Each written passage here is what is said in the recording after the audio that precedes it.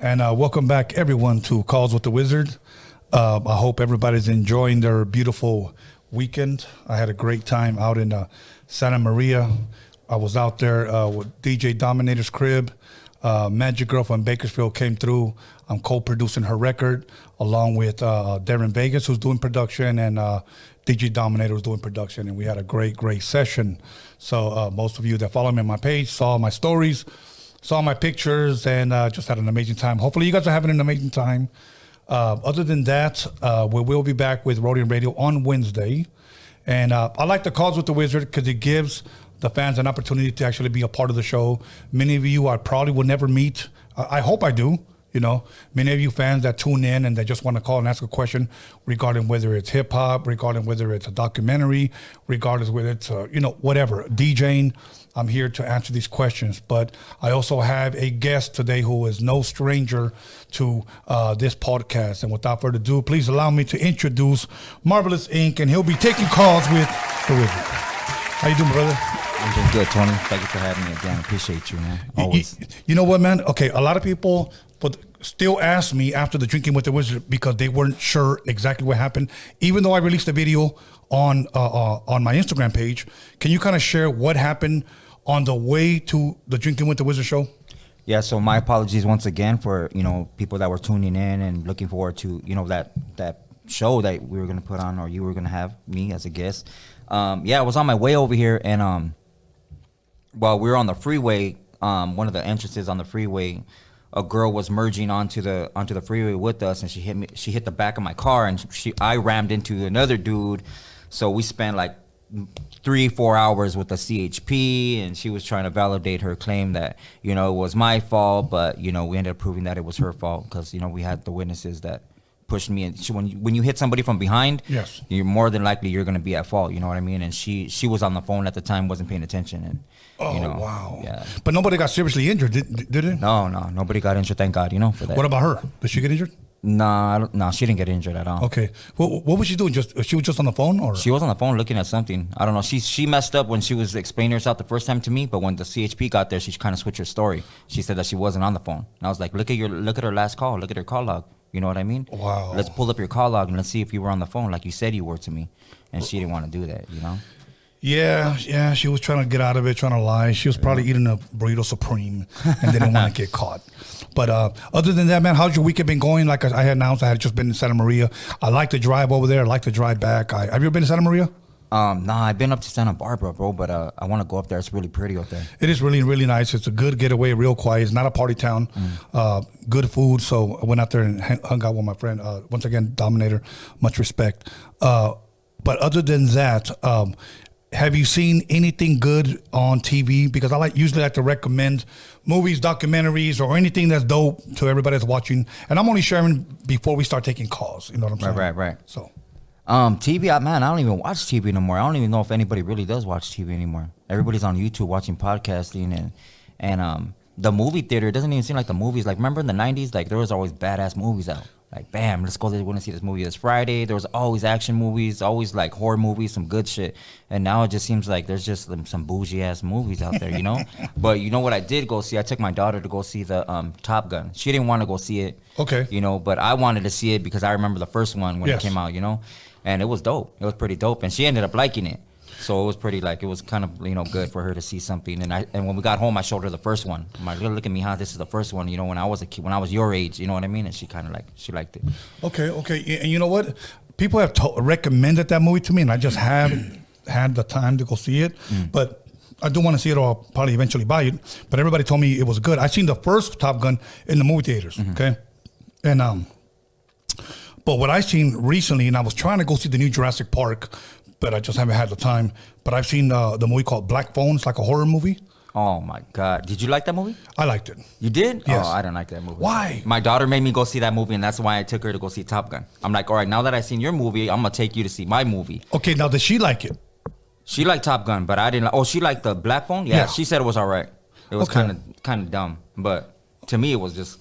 I wanted to walk out already. It was For reals? Yeah. I liked that. I thought it was entertaining. Yeah. Okay, like me having kids, and I know you have kids. Have you ever watched like Goosebumps with your kids? Remember that show Goosebumps? Yeah, I remember the book. But I Okay. don't remember watching the movie. If you watch any of those like series on TV, this is almost like Goosebumps for adults. That's the way I took it, and I got used to that because I was playing for my kids, you know. But now another one that I saw, Elvis. Did you watch Elvis? That's pretty good. The movie Elvis? The movie like Elvis. literally after him? Yes, after Oh, no. they made a movie. I about never him. cared for him. For real? So, yeah. I don't Can you like- dance like him? Probably better than him. Yeah, he jacked the moves from other people anyways. Those aren't even his moves. Well, see, that's why I liked it because they show all that.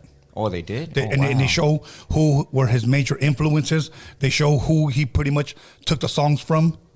So it actually showed a lot, you know. And he, like, whenever he wanted to find peace, according to the movie, he listened to like the gospel music. You know, and he was a big time drogadito because, according to the movie, it made it seem like the manager just had him doped up just so he could keep performing. He was a money machine. Damn. And then by the time he wanted to leave his manager, he was broke. His manager started, okay, you owe me this, you owe me this, you owe me this. And he was like an $800,000 debt. Damn.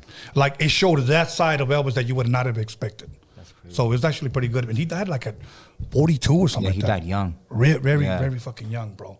But other than that, man, Alex, go ahead. Oh, you know what? Let me plug in.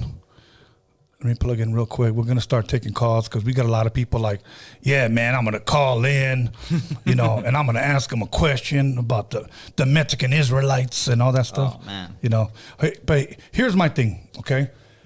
If you're going to call, make your question quick, please. Please don't call and try to have a conversation. Just, you know, call, ask your question. Thank you. If it's for me, I'll answer it. If it's for him, keep it professional. Please, no bullshit calls. But if you got the call, if you got the balls, make the calls. So a lot of people say, you know, I'm gonna call. So let's call. The lines are open. So let's start there. If you want to grab those headphones as soon as somebody calls. So let me see over here. Let me see. Where's this at? Okay, cool. All right. All right. Give us a little bit of time. Let me turn this down. Okay. Man, you hear everything on these. Hello. Caller, where are you calling from? Shit. Where's this at? Okay, cool. All right. One more time. It's plugged in. Okay. Caller, your name and where are you calling from? Oh, what's up, son? Yes. How you doing? Hey, man? yeah, all right. My name is Miguelito. I'm from some. Oh, yeah. Okay, so his question is for Marvelous. All right. All right. Can you hear me? Yeah, bro, go for him. All right. I was wondering, since you're from the area, I'm from Sun Valley, but I did my apprenticeship in Latin Skulls. I was wondering if you have heard of that shop, if you know any great artists that came from out of that shop. You know what, bro? I've met a couple of artists back in the days that did come from there, right there in Pico, right? No, the Latin Skulls. Yeah. But there's quite a few artists that came out of there, bro. I don't remember their names offhand. So I can't even say, bro. But I know a lot of good artists. You know, they have some good artists right there, bro. If I was gonna recommend anybody in that area, I'd probably recommend that shop. You know what I mean? Okay, one more question before I go. Have you worked in the other shops around the area? Last question. Yeah, I have, bro. And Pico, you know what? I don't want to throw their name out there because it's kind of okay. We kind of didn't leave on a good understanding, or terms or whatever. So, you know, I'm not even trying to give them none of this energy, bro. You know what I mean? Understandable. All right, man. Those are my only questions. Thank you. Keep doing what you're doing, bro. Thank you for calling in. Appreciate you. Thank you, brother. Hey. Okay, let's go. Only questions. Thank you. Keep doing what you're doing. Caller. Okay, let's see. Here we go. All right. Caller, your name and where you calling from? Mega Man. Oh, shit. Mega Man, What's he's up, right here. Marvelous, Hey, baby? Mega Man, we got you right here, homie. Look at Exactly, homie. Mega Man. Okay, Mega Man, make it Hey, quick, I have homie. a question for Tony. Yes. I got a question for Tony. When are you going to have Big Brother Jake on your podcast? When Big Brother Jake calls me, as a matter of fact, we got something planned for Ghetto Sports. So thank you for calling, Mega Man. Have a blessed night. And we're out of here. So Okay, caller, let's go. Let's see. Caller, your name and where you calling from? Hey, what's up, Tony? This is Hector, bro. I'm calling from San Antonio. How you doing, Hector? From San Antonio's in the building. What's good, my brother? What's up, bro? Hey, what's up, brother? Hey, my question is for the homie Marvelous. Hey, bro, I want to know what you think or what you know about Agenda 21 and Agenda 2030, bro, and the whole, plan that I believe that they're trying to instigate, bro, to basically starve out the world, bro. Mm-hmm. The World Economic Forum talking about, just eliminating cows and in the name of going green, and people don't realize, bro, that they're trying to starve us out and now pushing new vaccines that are untested, bro. I just want to get your take on that, bro. Well, you're 100% right, homie. And all of it falls, even though they're separate agendas, they all fall under the same realm of Agenda 21, and that is the depopulation of whether they want to say it's all humanity. I literally think it's purely gonna affect indigenous people, and because that bloodline is, and it's gonna sound derogatory, but it's more pure. There's more gamma genetically in our bloodline, bro. And they want to mutate that. If they can't mutate it, they want to destroy that. And that's why they created this whole vaccine thing to kind of mutate your blood and change the the genealogy if they can in your blood. Also while killing off the people that they can under Agenda 21. But yeah, what they're doing is they're eliminating a lot of plant life. These farmers, if they're not going along with their codes and their agendas that they have when they either have to sign over their farmland, or they have to agree with the terms and stuff, the way they're feeding the seeds and stuff like that. But you're 100% right, homie. All this shit, a lot of people don't believe, and they call it conspiracies, but it ain't no conspiracy, bro. It's in black and white right there, and these are federal programs that are affecting us right now, but people don't see it right now because they're distracted. They're distracted with everything, homie. It's true, bro. I try to tell people all the time to look into like Carl Schwab and all these people, the trilateral commissions and all these things. And It's the same thing I get. I usually go like on Gil Show, or I got my own thing on TikTok, and I've been banned all kinds of times. We're trying to tell people this stuff. But the thing people don't realize is that these people are openly saying it now, how they were going to eat bugs and we're going to be, like how they're just going to do away with this, bro. And it's weird to see people, almost cheering this on, or even bringing their kids to these experimental things. And it's like, damn, bro, like, what's it going to take to wake people up to this? One other thing, bro, I want to see if you know about this. I think you do, bro. You seem to be very smart. The whole 23andMe, I read this report, bro, from this doctor that came out, and he was talking about how they were looking for certain things within certain people's DNA, and they were looking for something very specific with, melanin.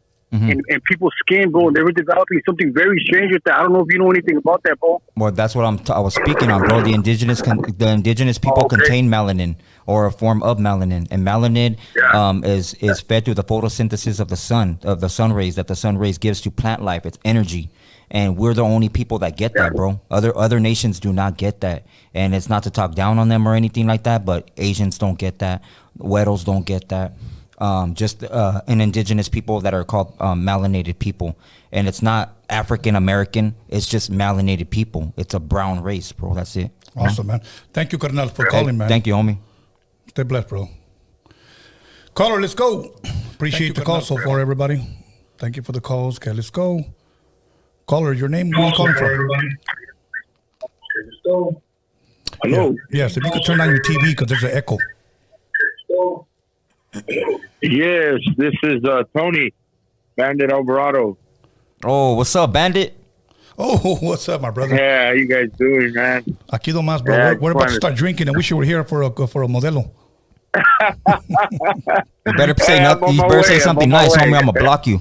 No, man. No, I just want to say, man, congratulations on your show, and thanks for having me. And Marvelous, hey, man, thanks for being there for me and guiding me right. You know what I mean? Absolutely, my brother. Absolutely, man. How's your Sunday? Everything I do good? have a question for. Yes. Everything's perfect, man. Did some burgers earlier. Hell by yeah. the pool. Everything's going good. That's yeah, cool. You know what? Thank you for having me in your show, man. Ever since I went in your show, my sales with my folks went up, and man, there's a lot of people that have been reaching out over me coming out on your show. I appreciate it. Absolutely, bro. It's always a pleasure to have you here, man. Yeah. So Yeah, I just wanted to stop by, man, and give my respects and saludos to both of you. I got respect for both of you. awesome. You guys have a good one. Muchas You too, homie. gracias. Callers, let's keep it going. We got Marvelous here in the building. We got me in the building. We got Cerveza in the building. Got Norbert in the building. Alex in the building, and we got more calls. Callers, your name and where you calling from? Yeah, calling from Hollywood. What's good, brother? How you doing, man? You got a question? Yeah, I have a question for both of you guys. When are you guys gonna have the next Freaky Tales? Oh, wow. Well, okay, look, I'm gonna tell you this live in front of right here, Marvelous, okay? I'm hoping and praying, I just haven't told him yet, that he becomes my co-host. Oh shit, So, Oh, wow, that'll be amazing. that'd be dope. yeah, bro, because I really, really love doing Freaky Tales, but the thing is finding and booking people that have had some type of knowledge or experience, a paranormal experience that they can share. You know, that's the hard part. You know, so, yeah, so hopefully soon, man. You know, Yeah, hopefully because the soon. last episode you guys did together was just amazing. Yeah, man. Thank you, man. Thank you. We definitely. I thought about doing another one, but when we just take calls and people just call in and ask us or share with their paranormal stories, kind of like what we're doing here. But Yeah, that would be amazing. yeah. On that show, bro, if I could, Alright, that was good. if I could ask you, bro, what is a subject that you liked about that show when you watched it, homie? I remember you talking about different, like that Atlantic. I think you were talking about the ice. Was it the ice age? I think it was Antarctica. We brought up Antarctica. Oh, right. Yeah. Yeah, just wondering, homie. Like the North Pole, right? Right. It was the North Pole. I remember. Yeah. Yeah, but keep up the work, both of you. Thank you, Appreciate you. brother. All right. Thank you. Callers, let's keep it going. Let's keep it going. We got a couple of hours. Okay. Caller, your name, where you calling from? Hey, this is Juan. I just wanted to reach out with a question now to Marvelous. Yes, sir. So the thing is, do you know a guy, because you're always speaking about conspiracies and some things you name to believe in those things, but, and I just dig through a lot of stuff, but regardless, Jordan Maxwell speaks a lot about the Anunnaki and all this other stuff and gets into maritime law where certain things speaking about the law of the sea. And also I wanted to know because you talk about Mexica and stuff like that. And I also listened to another guy named Guillermo Marin. Mm-hmm. And basically he talked about how the Mexicans were actually Anahuac back in the tribal days, because Mexica comes from a term that the conquistadors, which were in reality the ones that stole the land from the Latin or the indigenous people. Right.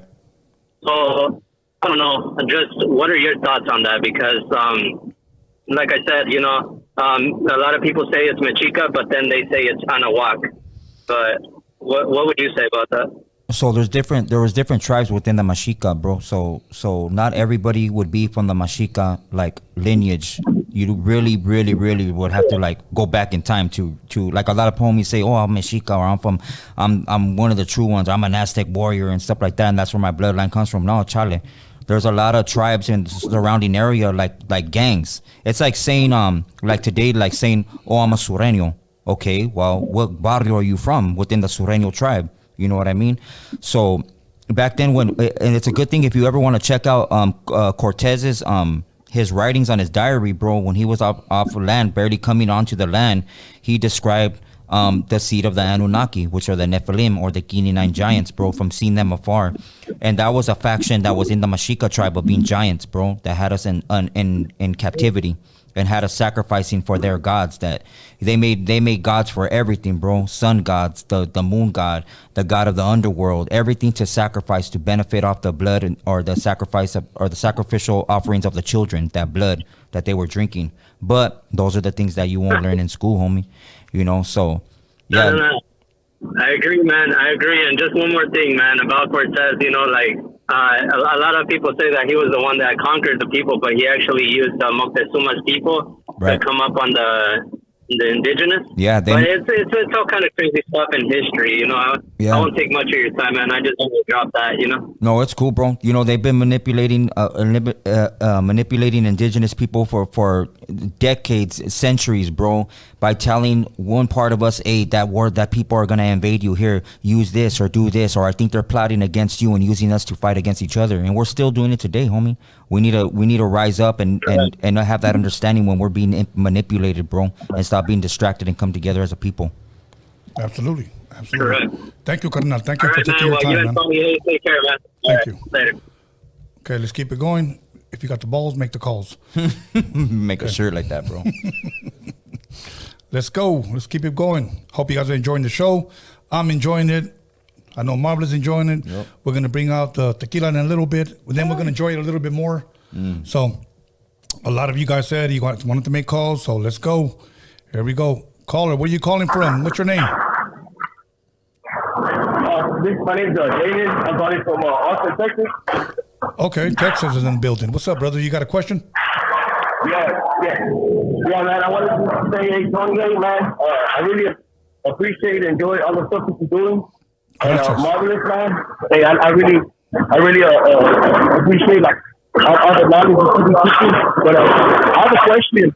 What would be if as someone who wants to learn about the heritage, what would be some good literature that you could point me in the right direction as far as the Aztecs and Mexica and things like that? You know, people ask me that, bro, and I could give you the names of a 1,000 books, man. It's loud where you're at, homie.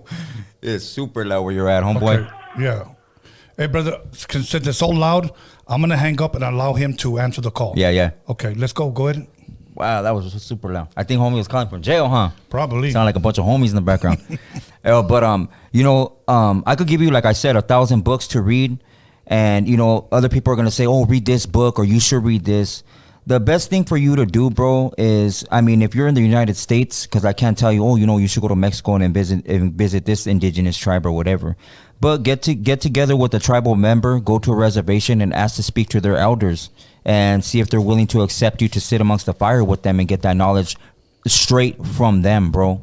Straight from them. Because if it's not the actual fact that you're searching for, it's gonna be so close to the truth, homie, that you're gonna get that wisdom. You know what I mean? So I suggest that, bro. You know, Awesome. Yeah. Awesome. Caller, where are you calling from? What's your name? Colorado Springs. My name's Isaiah. Isaiah, how you doing from Colorado Springs? Colorado's in the building. How you doing tonight? All right, what's going on, y'all? We're just chilling right here, brother. You got a question? Yeah. So my question was from Marvelous. So I'm not trying to start anything stupid, but I had a question. A long time ago when you did the interview with Lucky and something along the lines of you didn't consider him Raza because he was half Jewish. I'm just asking, just for the fun of it. Right. So my heritage would be half Mexicano, half Spaniard.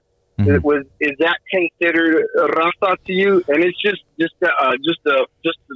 for shits and giggles type of question. No, that's cool, bro. I respect it, homie. So the way I answer I do, bro, is because I'm studied and weathered in biology, homie. I've taken biology, for some years now. So when you study that, you identify your seed as being from the seed of your father. That's your pedigree. So that's your bloodline. That's where your organs and stuff comes from. It's called geno.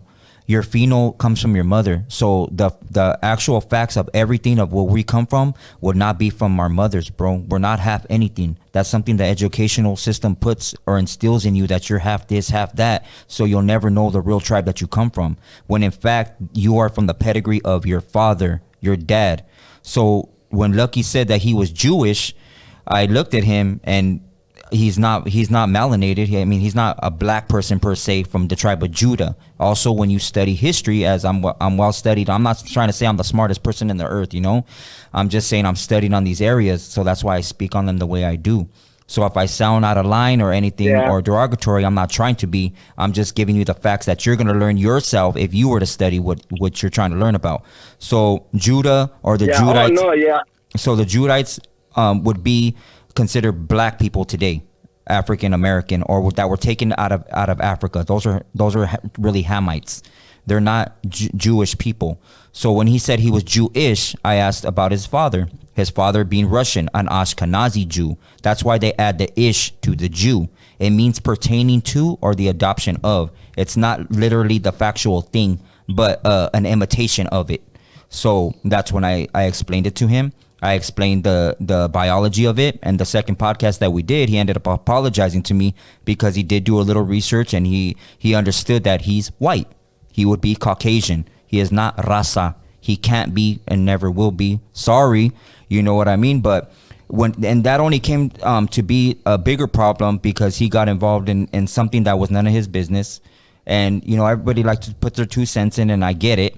But we were speaking on a guy named Iron Jacket, and that had nothing to do with him. It has nothing to do with anything that he studied on or can speak on. He was actually trying to get the guy on his podcast, and I didn't do it for him. So he kind of felt he got bothered by that too and said I was kicking a man when he was down, when in fact he wasn't down. He was trying to get this money, this cash app to him and split with it, which he did, $37,000. You know what I mean? So it's a lot of other things that got misconstrued by people just watching from behind these podcasts and not really knowing these people in person. And people can say, oh, you know, Lucky's a Raza, or that's the homeboy or whatever. That's fine. But his bloodline is Caucasian. He's not Raza, you know. Hopefully that answers your question, brother. I'm just I was just curious. I was just curious on it. Yeah. There's no that's cool, animosity or none of that here because from my Jefita side, I would be Mexicano. And your dad? But for my dad's side, it'd be Spaniard.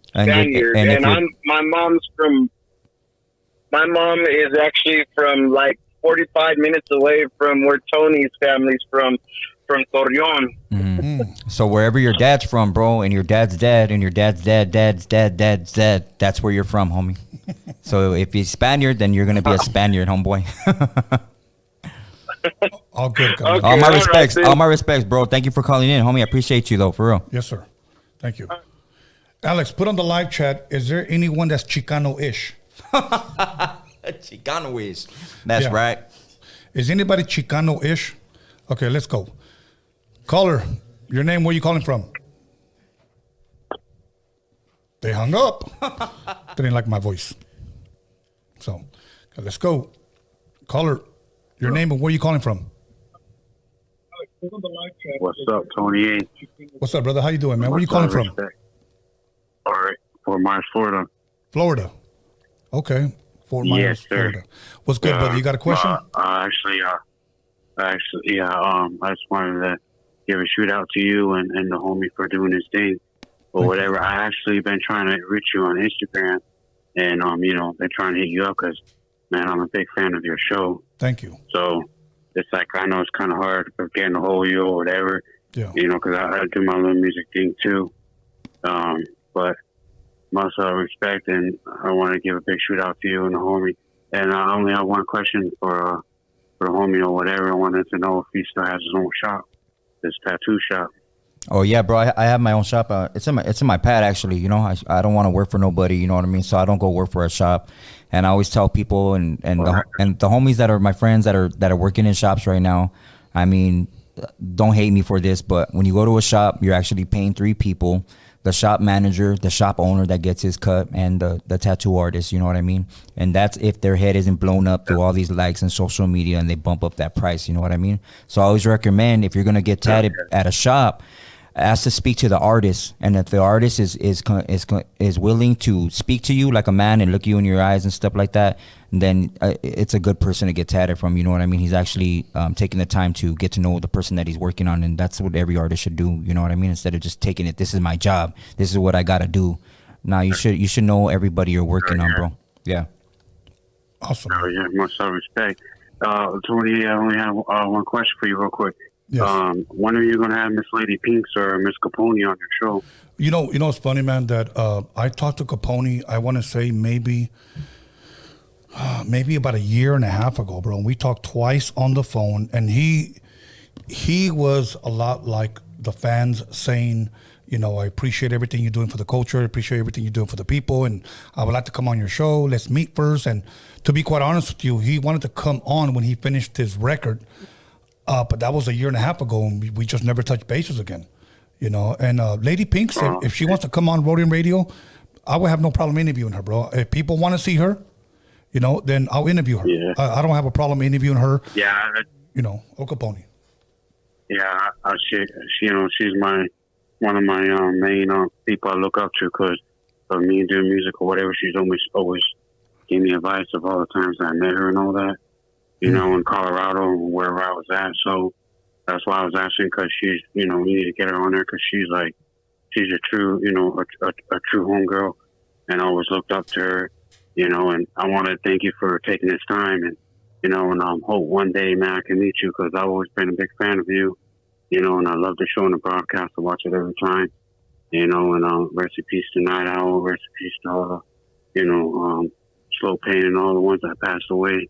But, you know, I'm really a big fan of you, man, and I hope and pray to God that, you know, one day I can meet you, you know, because I do music too, but, you know, Lady Pinks, she always, you know, gave me advice with music, so that's why I was asking to get her on the show one day. Awesome, man. Yeah, most definitely. Most definitely. I would not have a problem interviewing them. Like I said, I wish me and Capone could touch bases again because we did have something scheduled. We didn't have a date set, but he was like, yes, I want to do it. So, you know, it's almost like the same thing with Little Rob. Little Rob has always told me yes. It's just that we just never got a date down. So. Yes, sir. So thank you, man. Thank you for calling. Have a blessed night. Yeah, you're welcome. I will, if I can, I will hit you up on Instagram if that's okay. Yeah. I've been trying to hit you up everywhere, man, but like it's hard to get a hold of you. You know, just to give you a shoot out or whatever. Yeah. Make sure you remind me that this is you that called, bro. Okay. Oh, okay. All right, bro. All right. Yes, sir. Okay. Thank you, Tony. You got it. What's up? He said he wanted to give us a shootout. So let's see. All right, here we go. Caller, your name and where you calling from? Hello. Yes. Can you hear me? Loud and clear. Hey, Tony. Buenas tardes. You know, good evening to all you guys. I just want to make it short and sweet. Yes, sir. I've been following you guys at the beginning. You know, Marvelous too. Fucking you too and shit. I want to put these two words out: living proof. Living proof. Just for the simple fact that I want to ask Marvelous something. He doesn't put down La Virgen de Guadalupe. He tells one side of it. But the other side too is that he needs to not do more research, but I think be more due diligent on how he says how to interpret. You know, and I say that to say this is that how does he says that the background from the Virgen de Guadalupe is almost like sun rays, right? Which would equal to Tammuz. And I heard the whole story. I don't want to make myself like a fool because I don't remember to the full extent. Yeah. But my question is, how do you explain the tapestry that's living proof of what the Virgen de Guadalupe represented? You know, because it's in the Basilica in Mexico, and that tapestry, bro, they try to throw acid at it. They try to get rid of it. Try to make it non-existent. Why do you think? Why do you say that? Why? Because that tapestry, it's almost like if God had walked on this earth and it had proof, you know? So I want to hear his take on that tapestry. Yeah, I heard his story, but I also want to hear what he thinks about that tapestry. Good question, bro. Thank you, man. That's a good question. All right, I respect the question that you're asking, homeboy. So this is, I'm not trying to just abolish the whole, you know, what you're saying, bro. That's a factual thing. What I'm saying is the representation of what it represents is sun worship. That's what it represents. What people misconstrued is that I'm saying that doesn't exist, point blank, period. When the Virgin does exist, that is the mother of, you know, the Messiah, or the man who came to give us repentance, or repentance for the Israelite people, right? I'm not saying that's a separation. What is a separation is the worship of the sun and how it is. It's Semiramis. They use it in a bad way, bro. It's not now you have all these engraven images which we're not supposed to worship and stuff, and they're worshiping them as if it were the Virgin or were that, you know, this vision that somebody had or whatever back then. That the visions that we have, whether they're dreams or things that we really see, those are real things. I'm not taking that away from our people. What I'm saying is the man, how do I explain this? The story behind it is bigger than what the Raza has been taught through Catholicism. Because we all, me being in the 90s, bro, I went to Catholic church. I learned all about the Virgin Mary. I learned all about Jesus, the Messiah, which is not even, that's the name is pronounced Isis or Isis. That's not his real name. So when you study ancient Paleo Hebrew, you study and you look at the hieroglyphs on the words or the guttural sound that they make, you learn the real name of the Most High, Yahweh, and the real name of the so-called Jesus is Yahweh Shai, and who the real virgin and what the name virgin really meant. It was a woman that wasn't given up to marriage by her father, not a literal virgin like we call it today. That's why I tell people when they study the Bible, they literally have to study Aramaic and Hebrew, because that's the translation it comes from, not English. Those mean different terms and definitions. So when people worship the Virgin Mary, in their eyes, they're thinking they're doing a good thing, like you're coming at me telling me it is, and in your heart it might be, bro. But in reality, the whole image and the stone that we're worshiping is part of sun worship. You're literally giving that energy to that woman Semiramis, which is the miraculous conception. It's called paganism. Yeah, it's pagan. You're worshiping another god. Right. But if you say you let's go back. You said that you grew up Catholic. Right. So you know that's more like she's more represented like of our mom. That's why we're so uptight and so close to our mother. You know, because she represents something bigger than any non-Hispanic would understand. You know. Right. So even when you said like all the Tammuz, and I looked it up, and it's true. Mm-hmm. And I, you know what, I explained it to my jefita, and you know what she did? She got mad. All of the señoras get mad, homie. For real. And I'm like, nah, jefita. I'm like, nah, check this out. I'm like, homie, it's right here. It says right here, mama. And she's like, no, estás pendejo. Tú estás fumando muchas drogas. I'm like, nah, it says. And then that's another thing too. I kind of want to give you props because you go against the grain. Yep. You feel me? Even though they're gonna call you crazy, well, you're tripping. Fool, what you smoking? Yep. Nah, my boy, you gotta read the facts, dog. So you see, I always like to question the questions, if you know what I mean. That's you know? right. That's right, homie. That's awesome, bro. That's how you learn. Hey, I appreciate you, bro. Exactly. Thank you for calling in, homie. I appreciate it, my boy. You guys have a lovely evening, homie. You too, brother. It's Modelo time. Okay. Hey, you know what? I got some clamato in case you want to put it in a cup and mix it. Cool. Okay. Caller, where you calling from? People are going to be like, he's drinking? Yes. Marvelous is actually drinking. Caller, is that you breathing like Egyptian lover? Okay, here we go. All right, let's go. Caller, your name and where you calling from? Hello, caller. Hello, this is Sandy from Houston, Texas. Can y'all hear me? Yes, what's your name again? This is Shabby from Houston, Texas. Okay, how you doing? Houston, Texas. Houston, Texas in the building. Who's your question for? Well, my question is for Marvelous. Yes. Marvelous, I wanted to know, is it important for melanated people to keep kosher dietary laws? Because when I think of most Jewish people, they usually don't eat pork. Right. Yeah, we're not supposed to eat pork. We're not supposed to eat pork or the scavengers of the sea.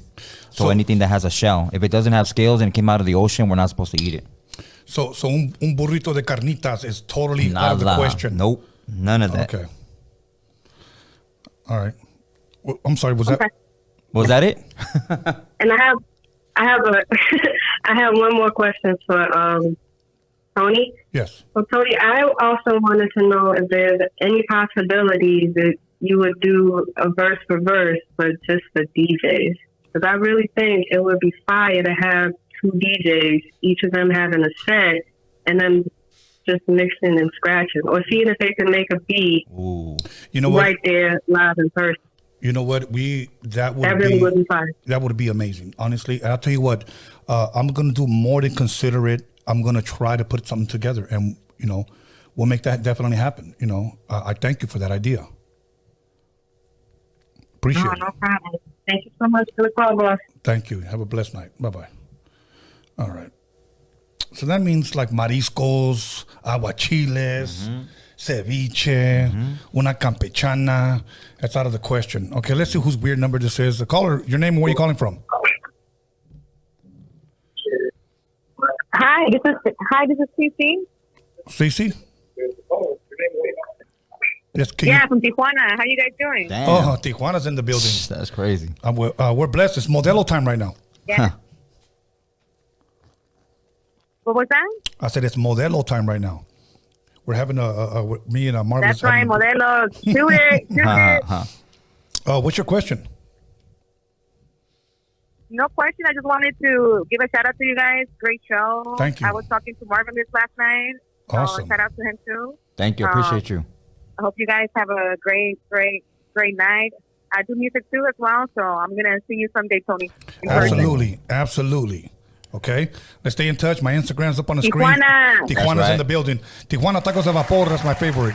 Shout out to you and your music. I appreciate it. Yes. That's right. De birria. De birria también. Okay, thank you very much. Have a blessed one. Okay, caller. Let's keep it going. Let's keep it pushing. All right, let's say. Caller, your name and where you calling from? Yo, what's poppin'? It's the game, Compton. Yeah, right. All right, cool. What's your question, big dog? Somebody's wanted to crank call. Do people still crank call? Yeah, I think so. He said it's the game. He's from Compton. All right, cool. Let's see. Caller, where you calling from? From Oxnard. My name is Victor. What's up, Victor? How you doing, man? You got a question? Yeah, I do.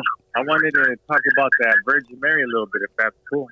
Yeah. Just go ahead and ask your question and let him go with it. Okay. Okay, so I wanted to touch back on that Virgin Mary. Okay, brother, can you turn down your TV just a little bit? Because we're getting the feedback. Okay, let me move to the side. You got it. Hold on one. Can you hear me? Yes, sir. Okay. So I wanted to get into not necessarily like a debate, but just like a friendly thing about the Virgin Mary. Okay. And there a lot of people are out there.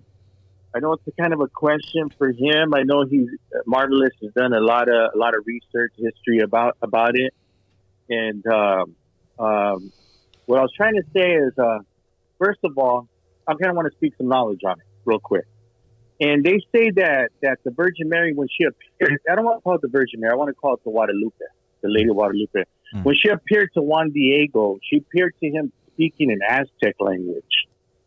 And everybody refers to it in Spanish. But the name Guadalupe goes back to Spain. It was named by a Catholic, a monk that used that name Guadalupe. So and according to history, she spoke to in the Aztec language. It was not a Spanish language. And I believe it's a very deceptional thing because it would have spoke to Juan Diego in Spanish. But he was an Indian, and it spoke to him as an Aztec language. If I'm sure you guys heard that. And the painting, that drawing, didn't have the baby or the sun or the rays behind it. That's a fact. That's been added on through medieval times and after that drawing. But so the drawing is first just the Lady of Guadalupe when it fell out. It didn't have, if anybody does the research, just painted on there the baby with the moon and the sun behind it. They got that from the book of Revelations, and that's history that they got that from, where it talks about the lady with the star behind it. And that's for Marvelous if he's heard anything about that. Okay. The truth that I'm saying. So what you're saying, bro, I mean, you're saying that that's a very recent thing if they added that picture, or those things to the picture. But as far as I know, bro, this is actually pre-14th century and stuff that it was already depicted that would happen, because that was a prophecy, bro, that the Messiah would be born, and it would be born unto an Israelite an Israelite. So the Israelite being, you know, the woman Mary, the mother of the Messiah, which people know as Jesus. That was a whole thing that the fallen angel, which would be Lucifer, knew it was coming. So he was trying to possess. Yes, exactly. That's right. We're going in the right direction. Bro. So you know what I mean? Deception. Yeah. So he wanted to embody that in a form of possession, and he couldn't. That's when he tried to possess. Oh my God, it's not even, the name isn't coming to me right now. But yeah, bro. You know what I mean? It's literally, people would do the research, bro, and they would study, you know, Egypt, like Kemet and all this stuff, and Horus. They would understand what I'm saying. But since everybody sticks to Catholicism and they're just like on Catholic, then you're only getting one side of things, and you're not understanding the full understanding of what I'm bringing, the whole picture, the whole puzzle, bro. You can't put the whole because go for it. When you go to the Getty Museum right there, and where is it at? In Malibu? That's a straight devil museum. They have a picture of and that they have a deity called Venus and the Cupid. And do you know why they have that there, bro? Exactly what we exactly see that at the church. They have that same little imagery. You know how much sacrificing of children they do under that museum? Really? I don't. Contact me on Instagram, bro, and I'll shoot you some links. Yeah, contact them on Instagram, my brother. Because, okay. I appreciate you. Victor. Okay, bye. All right. Okay, bye. That conversation will go forever. I know. Yeah. I'm just gonna turn into a lecture. So, caller, your name and where you calling from? Hey, what's going on, Tony? What's up, brother? How you doing, man? Hey, I'm doing all right. This is Tony from South Central LA. What's up? Right. South Central in the building. Yeah, so what I wanted to ask is for Marvelous, what do you think about the CERN? About what? About the what? The CERN. Oh, CERN? That project? Yeah, CERN. Yeah, exactly. Oh, that's happening right now, bro. They're opening portals with that already. People they think it's a conspiracy and shit like that, but they're opening portals, bro. There's videos every day, and they show the masses what they're doing, homie. You know, they're opening portals, like the one they call Nibiru. They call it a planet, so people think it's a planet. It's not. It's a portal that's open above the sun. You got to be on a certain planet of the United States to see that. Where you can see it better is in Alaska, bro. If you go to Alaska, you can see the double sun. It's right above our sun that we can see, the organic one. Yeah, these are portals that are being opened. So you're gonna see more crazy shit, homeboy. You're gonna see a lot of shit in the ocean. That's crazy. You're gonna see a lot of mutated animals coming out, like a lot of two-headed deers that people are taking videos of. You're gonna see a lot of so-called skinwalkers that people are showing of. Those are, man, bro. There's a gang of shit. You know, people think that. Damn, that's crazy. Yeah, CERN has been around since the 70s, bro. Like all this shit that's being introduced to the public that people are like, oh, that's a conspiracy, or they're barely getting knowledge of it. This shit has been out for decades, homie. Like, this is old shit. This phone that I got right here, this shit was out in the 60s probably. Like, this is just new to us, homie. It's new technology, but they have all that. They've had it. They've been listening to you, bro. You're right here. You're right here on social media, on Instagram and shit, looking at videos. Do you know they're constantly taking pictures of every facial expression that you're making, looking at the screen? From sad faces to videos making you cry to videos making you smile. They have every expression you've ever made, bro, by looking at your social media. And when you send your blood into DNA, the DNA research, they have the stuff to clone your shit, bro.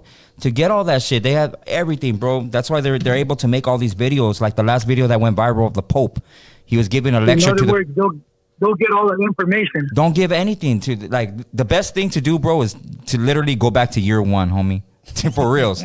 Go grow your food, your organic food. Get away from the cities, homie, because those are the outbreaks are gonna be. Like all this bullshit, all this just all this distraction, homie. They're even paying us to distract each other. You know, podcasts and stuff getting paid. You got not talking shit, Tony, but a lot they're paying us to distract each other, I know. Bro. You know what I mean? And that's what we're doing, bro. You know, that nobody knows the truth. Nobody's actually reading a book. Nobody actually knows definitions of words. Nobody's actually studying biology. People think that they have to go to school to learn when the learning comes from your pad, bro. Yeah. Comes from your mom and dad. Absolutely. If they're going to teach you anything. Absolutely. Thank you, caller. That's right. Thank you, caller. We really Órale, appreciate gracias. it. Gracias for having me on your show, man. Absolutely, brother. God bless. God bless. Okay, everybody, let's keep it pushing. Somebody said Tony doesn't know what the fuck he's talking about. And I was like, Tony. You're right. Get it together. Yes. Este pinche Tony no sabe nada el culero. Okay. Let's see. Come on, man. Somebody call. The game just called. The game. Okay. If you got the balls, make the calls. Let's go. You got to make a shirt, bro. Caller, your name and where you calling from? Let's go. George. Can you turn down your TV, por favor? Porfas. My TV? Yes, because we hear a delay or an echo. Oh, órale, I turned that shit off already. Okay, cool, man. You got a question, brother? Yeah. I was just calling. How's it going tonight? Going good, man. It's Modelo time right now, and no buzz yet. When I start drinking this tequila Espolón, then it's about to get lit. Mm-hmm. Start busting windmills on this table. Hell yeah, I'm calling from Yuma, my boy. I'm calling from Yuma. Am I live right now or what? Yes, sir. You're calling from Yuma, Arizona. So what's good? Yes, sir. Yes, sir. You got a question, man? Yeah, I was just calling about whatever homeboy was talking about earlier. You know. About? Refresh our memories, bro. We had a lot of phone calls. Oh, the sun? About the sun. Oh, okay. Yeah. Okay. That'll work. So you don't have a specific question. You were just interested in what they were saying. Yeah. Okay. Thank you, just my brother. Conspiracy, just the conspiracy stories. Yeah, what everything. Are you a big conspiracy guy? Just going around, Yeah. Okay. All right, thank you, brother. I'm gonna let you go. We got another phone call, but we're about to pour a nice tequila shot for you. Gracias. So, let's see. Let's go. Who's this? Caller, your name and where you calling from? Hey, what's up? Anonymous. Okay. Calling from Linwood. What's good, Anonymous? Oh, I wanted to ask both of you. Yes, sir. What do you guys think behind the protein going on in El Salvador with the crackdown on gangs? And if you guys believe that to a certain point, gangs becomes like a cancer on society. I'm sorry. Can you repeat the last part of your question? Yeah. So basically, do you guys believe that what's going on in El Salvador has to do with anything with the Agenda 21, or is it just for the better of society, what they're doing over there, cleaning up the gangs? You know what? I haven't done my research too much on that, so it's going to be very hard for me to speak on it. But when I do, then I will give my 2 cents. Pero la verdad, I've just been so tied up with life and things that I've been doing that it's been hard for me to keep up with that. But I have heard of it. But for me to actually comment on that, I would probably be robbing you of your question. So Marvelous, do you know anything about that? I know a little bit about it, so I'll touch on a little bit of it. I think the gang warfare, bro, or the original barrio, where people want to fight for something because they believe in it. It all comes from the love of our people. It's not a bad thing that's been misconstrued throughout the decades and the years and whatever. To be a bad thing, that gangs are bad or gangs are this and that. Gangs aren't bad. Gangs are the new tribes of today. Gangs are built on a form of protection or a brotherhood, if you will.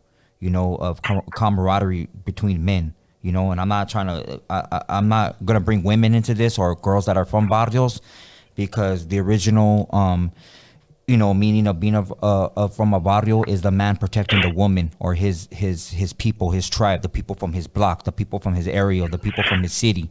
So, when you look at all the violence in El Salvador, that's where that comes from. It comes from, the military and the police force taking advantage of those citizens, and those citizens coming together and fighting and having a civil war with the armies.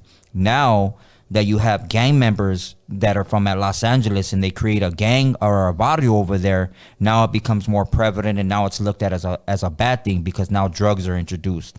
But it's all to protect your people, to protect your farmland, to protect your crops, to protect your children. You know what I mean? So it doesn't matter how many cholos the army kills or how many police how many police it takes to lock up gang members. There's still going to be people that are there that are being abused. There's still going to be people there that their lands are going to be taken away from them. There's still going to be people there that are being taken advantage of by these other people that are involved in politics and stuff like that for their own personal gain. You know what I mean? So as soon as those people get thrown out of office and you put a leader or an elder to represent your town and that's really out for the betterment of the people, then that's when things start to change. But until then, you're still gonna have death and chaos, homeboy. So and that goes with everybody in every barrio in the United States and anywhere. You know what I mean? Out there, it's just more ruthless because it's like jungle over there. You know what I mean? Yeah. Caller, you there? Hey, Marvelous, one more question. Go for it, homie. All right, brother. Make it quick, brother. Do you have any knowledge on the Toltec wisdom? I just wanted, that's the last question, and I'll leave you guys. Have a good night. If you do, Marvelous, on Toltec wisdom, you can enlighten us. Yeah, bro. But you know what? That's like a lecture. If you want, I'll send you some links, or if you want to talk on my Instagram, homie, you can hit me up on Instagram. Because that's why when I get on these podcasts, bro, and I feel bad that I can't go into a big old thing with it, and give you we could talk about the sun or we talk about CERN, because that'll take 2 hours in itself, bro. And I'm not trying to dismiss you, homie, or what you want to know about or what people should know about. But if anybody does want to know about that, you could hit me up on my Instagram. My cell phone's right there, homie, and I don't mind if you call me homeboy. Okay. You know what I mean? Caller, are you there? Yeah, what's up, man? How you guys doing, man? Oh shit. Good, brother. Good.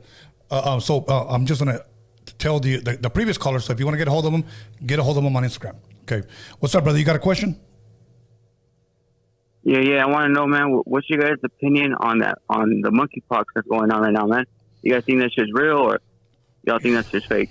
I don't know, bro. You know what? I mean, Ebola came and then just took off without even announcing it was leaving. For real, huh? And then COVID. All of a sudden, Biden catches COVID again. And then he tests again after about a week, and he tested positive again. I don't know, bro. In the very beginning when COVID first came out, okay, I'm just gonna tell you what I saw before we get into the whole monkeypox thing. Okay, I didn't know anybody that knew somebody that had COVID when it first came out, but supposedly it was everywhere. Right. And then I started hearing from people from Colorado. People from the Bay Area that were registered nurses that were telling me that whenever somebody had the flu, just call it COVID. Yeah. Don't call it COVID-19. Just COVID. So the news goes on. COVID is spiking up. So everybody thinks it's the deadly disease or whatever. So that's what I was hearing. And then, but COVID-19 was the actual virus. So that's what I was getting. So I don't know what to believe now, especially when it comes to, monkeypox. And why a monkey? Did it come from a monkey? Is that what they're saying, or? I don't know, bro. It seems like every time they introduce a new disease or something, it has something to do with indigenous people, though. Yeah. The Spanish flu. So we have monkeypox. Monkeypox. Yeah, they're saying right now it's big in New York, and yeah, monkeypox. They were saying how it's big big in New York, but yeah, I don't know, man. I don't believe that shit. Yeah, I think it's like a distraction. Yeah, it's hard to believe it, bro. I'd rather have Jack in the Box.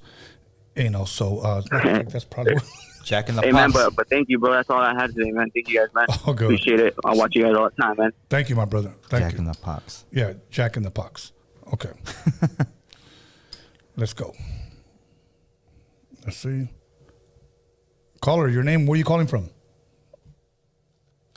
Bueno, sí. Mi nombre es Palo. What's that? Y estoy hablando de Santa Rosa, California. Santa Rosa. ¿Cómo estás? Sí. Bien, aquí nada más quería hablar. Simplemente para decir algo hasta donde alcance mi voz. Una poesía que escribí. Y la pregunta es, ¿cuál es la pregunta?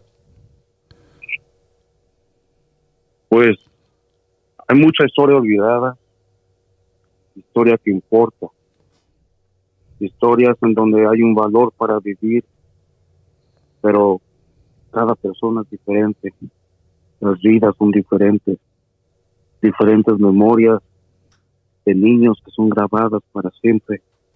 Entonces, como que es difícil para que la gente entienda, porque los humanos hemos perdido la conexión, la fuente natural, la fuente espiritual. Y no sé, siento que cada quien nada más se puede salvar a uno mismo. Sí. Solamente con la familia y el amor que tenemos. Pero la pregunta no tiene una pregunta. Solamente soy una alma sincera para el mundo. También como Marvelous. Sí. Se siente la energía que somos almas. Estas almas somos almas sinceras para el mundo. Venimos para traer equilibrio al mundo. Pero solamente quería decir eso. Muchas gracias por su llamada. Buenas noches. Buenas noches. Okay, let's keep it going. He was probably just lonely, bro. So thank you for calling, bro. Thank you for calling. Let's keep it pushing. Okay. Caller, are you feeling lonely tonight? Hello? What's up, Tony? What's up, brother? How you doing, man? Where you calling from? Okay. Got a question for Marvelous over there, or you can answer it. What y'all think about what y'all think about the people that are against abortion, and what do you think about who's the most Raza that gets abortion, and what do you think they fear the most about that? What do you think about? Can you turn on your TV, por favor? Yeah, you're breaking up. Yeah. You want to talk about that abortion thing? Yeah, bro. I mean, I'm from the 90s, homie, so I'm against abortion. I don't believe in it. Same. You know, I do feel some type of way, though, if a woman or a young lady was raped. I do feel some type of way if she didn't want to keep it. I understand that. But then I also look at it, and people are going to have a hard time, you know, with what I'm going to say. But I do look at it in a spiritual way as well, you know what I mean, on the curse that's been placed upon us, if you want to look at it biblically. So everything that's happening to us is supposed to happen to us because of the curse that's placed upon our bloodline from not obeying the laws, statutes, and commandments. So if women are raped, and I'm so sorry, then, I mean, that's because, you know, either one of your forefathers did that back in his time or whatever, or, you know, everything is just. You know, it said it's justified. Like everything is our karma, bro. It's karma that's coming back. So if you want to say that that's an exception to karma, then I don't know what you would call that. But, you know, abortion, I know one of the main things that they do abortion for is for stem cells. The blood that they use from the purified baby, you know what I mean? If you look at any of the shows on Oprah or Ellen DeGeneres, and they're always identifying with baby blood that they use in their lotion and stuff like that. And I know it in Cultura and how they used to use the blood of the sacrificial children to raise their frequency, to go from portal to portal, from pyramid to pyramid as a stargate, and to actually stop their how do you say, their aging process, if you will. Yeah. And that's what they use it today. So if you want to, you know, look more into that, bro, Google Pizzagate. Look up Pizzagate, bro. And you can look up the whole Epstein Island thing. You can see what they do, the symbolism that they use, the abduction of children, to the sacrificial offerings that they do to Moloch, is the short-eared owl, from the organ harvesting that they do when they sell the organs. All this stuff is used, bro. The stem cells from the babies is used, bro. So they want you to have an abortion. It doesn't matter if they stop it now, women from having abortions. Along the line, within the next year or two, it's gonna be that law is gonna be changed back. You know, they want you to feel like you have a voice, that you put a stop to something, when in fact it's gonna change anyways. There's gonna be this. No. Go for it. Well, let me say this, and this is my thought on it. You know, because look, most of the Latino women, the Mexicanas, we don't have too much abortion. You know, the güeros are the ones that have more abortions, and I feel like, you know, because we're the majority, and the kids that we have now, the widows, they want to be superior. They I feel like that they don't want us to be on top. They don't want us to be the dominant ones. And I look at it at different. I feel like that they're cutting that off because they want the widows to be the majority. I mean, us, we could all stick together, man. We'd be superior, And I don't know. It's just the way I feel and the way I see it, and I look at it that way, because where do you see in the next 5-10 years there's going to be a president that's Raza, that's going to stick up and be there like that. Look at Trump, they fall for his BS, his lies and everything, and and you see that. I mean, it might not be in the next 10-20 years, but there's going to be a civil war one day. But see, and it's going to be either. Real quick, bro. I don't mean to cut you off. All my respect, homie. But that's where our people need to wake up. And don't take this wrong, homie. That's where the deception starts. Is with you believing that Trump is this and Trump is that. It doesn't matter what president is there, bro. He's strategically placed there for you to believe that guy's an idiot, or that guy's smarter than this president, or this person's gonna help us. There ain't nobody gonna help us but us. That's it. Absolutely. You're right. I believe that. Yeah. Thank you, exactly, man. But anyway, I just wanted to give you that little thought right there, man. Gracias. Take it easy. All good. Thank you. All good. Thank you. Norbert, can you give us another one, please? Another round, please. Another round. Somebody not somebody, I just happened to look in the live chat. Somebody, Tony A is disrespectful. He's a 54 or 50-year-old senior citizen. Shit. He's not allowing the Marvelous to answer the question properly or correctly. Am I withholding you always back? do that to me, bro. I'm sorry, bro. You better stop that shit. Nah, you don't do that. I don't know who said that, but yeah. So let's keep it going. All right. Somebody's calling from Reseda. Your name and where you calling from? My name is Rafa, and I'm calling from the IE. So your name is Raza. Yeah, Rafa. No, Rafa. Oh, Rafa? Rafa. Yeah, and I have a question for Marvelous. Yes, sir. So, Marvelous, I know you've spoken a lot about fallen angels. The fallen angels. Right. What do you believe about them? Do you believe that they are the elite, like the ones running the world? Well, the fallen angels are the ones that are running it. They're the ones that give the rules and regulations and everything that's supposed to be done. They're supposed to follow orders through the rituals that they do. So, I mean, the elite that get a chance to be amongst them, under in the hollow earth and in the Arctic Circle, are the ones that know the most. Everybody else is just falling into line and told what to do, and then that gets passed down to us. We're the ants, bro. We're the ants, and they don't want one ant to wake up. We're the majority. We live longer. We contain the highest concentration of melanin in our bodies. We contain more gamma than other bloodlines, bro. Why is that? Why do we live longer? Why is our food GMO in the European Caucasian communities all organic?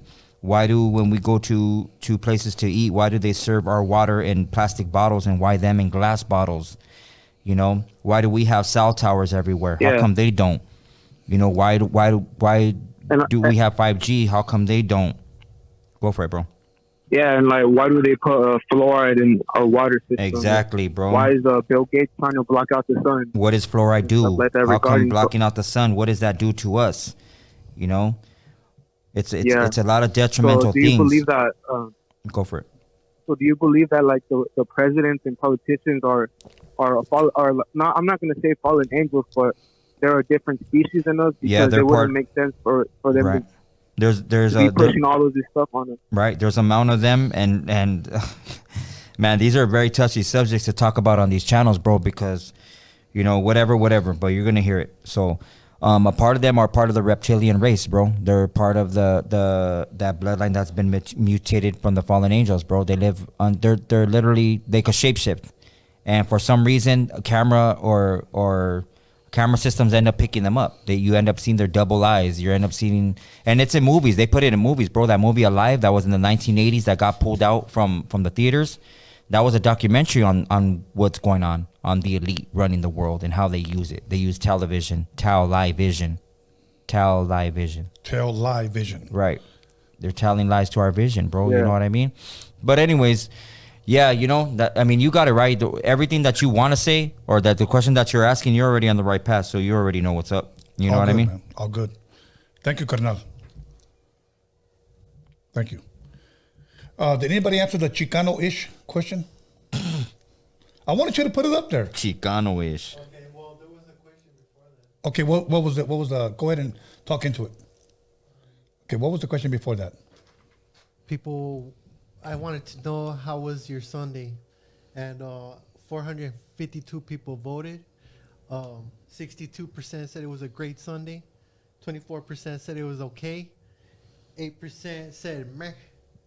And what the fuck? And 6% said it was lame. Okay. Meh. No, but I want to know, is there any Chicano-ish people? Okay, let's go. That's that split right there. Yeah, okay. Yo, caller, where you calling from? Caller, you're live on Roadium Radio. Whoa. Yo. Have the balls to make the call. Yo, caller. Yeah, who's this? There's a lot of feedback, brother. I can barely hear you. Hello? Can you hear me now? Yes, sir. Can you hear me now? Yes, sir. A whole lot better. All right, cool. Took off my headphones. No, this is Steve-O from Pueblo, Colorado. I was just my first time on the show here. Awesome, on this man. particular one, but I wanted to ask. Yes, sir. I wanted to ask, what do you guys think about that other conspiracy theory where they say that a Kill the MC is actually Tupac? Have you ever heard about that one? That what? Go for it. That who? Kill the MC. Kill the MC? A Kill the MC from Jurassic 5. Oh, yeah. They're saying that he's Tupac with a facelift and some tattoo removal, and they always put all that those pictures of him and everything he's doing. What do you think about that one? Okay, you know, I got a crazy story that I want to share about that, okay? I don't know if you're familiar with the artist that I was working with, Mr. D. Mm-hmm. Okay, I was working with him. And that guy actually reached out to Mr. D, and they were chatting on the live chat, okay? Well, not on the live chat, on the oh, wow. I guess on the DM, they were talking, and then finally they ended up FaceTiming each other through Instagram. And he never told Mr. D that he was Tupac, but I believe that Mr. D believed that he was Tupac. And I said, why do you believe that? He goes, there's certain things that only Tupac would say. Mm-hmm. So I picked up on it. Now, keep in mind, you know, Mr. D loves Tupac. That's like his. But how would he know? He wasn't even born. Right. I understand. But I'm just saying what he told me. And then, so he sent me a picture of him, and I just like, bro, that's not him. Now, let me tell you my story. Mm-hmm. Okay. I talked to 3 people that knew Tupac very, very well. Mm-hmm. I met Tupac when he was 19 years old in 1992 in Oakland, California, at DJ Fuse's house, the DJ for Digital Underground. When I talked to Money B, host for Digital Underground, because my son was one of those guys that still thought that Tupac was still alive. Mm-hmm. I introduced my son to Money B. Money B told my son, Tupac's a done deal, bro. Mm-hmm. He's a done deal. That's what he said, okay? Spoke to Shock G, rest in peace, Shock G. Mm-hmm. Tupac is a done deal. Mm-hmm. I won't mention this person's name that told me this, but he's a multi-platinum artist and a multi-platinum engineer. He went in and saw Tupac's body and took pictures. Mm-hmm. Damn. And I've seen him. Tupac may rest in peace. So as far as this other guy, I've never heard that he claimed this, but other people are claiming that, you know, he's Tupac. Again, Mr. D thought, he believed it. He go, I believe that is him. And I was like, all right. And I just left it at that. So I personally don't believe it, bro. I believe the guys that were there with him. So, you know, and here's the thing. When his mother was alive, Tupac's mother, there's no way he could have stayed away from her, bro. Mm-hmm. You know, that was the closest thing to him. Oh, yeah. Yep. So there's no way he could have stayed away from her. Yep. So that's all I'm going to say. Yeah. Right on, man. I also wanted to say that I looked up the Don Cisco when he was a kid and the way he was rapping. Mm-hmm. And I remember you had, can't remember the homie's name, but he said that Cliff Richie. Tupac had stole Don Cisco's style. Cliff Richie, yeah, he stole Pac's style. And so anyway, I found this video like a few weeks ago, and it's Don Cisco, and he's young, he's like a teenager. And bro, he was rapping that way, talking that way. Like it's just a trip, bro, because if I never heard it on your show, which I want to say thank you for your show and the people that you interviewed, man. But when I seen that old footage of him as a kid rapping, and this is prior to the Tupac that we heard, bro, it blew my mind because I was like, holy snap, man, that's for reals. Yeah. And you know, bro, let me say this. I appreciate you bringing up that interview, and I'm going to tell you why. Many times I post up flyers like of Cliff Richie, like Lonzo, like Violet Brown, and people like the guy who doesn't know music will say, who the fuck is that? Mm-hmm. Little do they fucking know they were there at the very beginning. Mm-hmm. And I'm bringing them people that normally would not do interviews. Mm-hmm. And they always get the lowest views. And I'm going to tell you why. Because I've learned that this generation doesn't care about history. Mm-mm. Mm-mm. They don't care about history. Okay?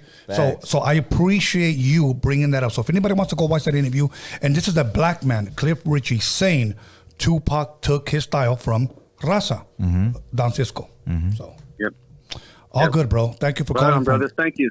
All good. Take it easy. Right on. See, when it comes to music, I can keep up with the best of them. So let's keep it pushing. So, all right, let's go.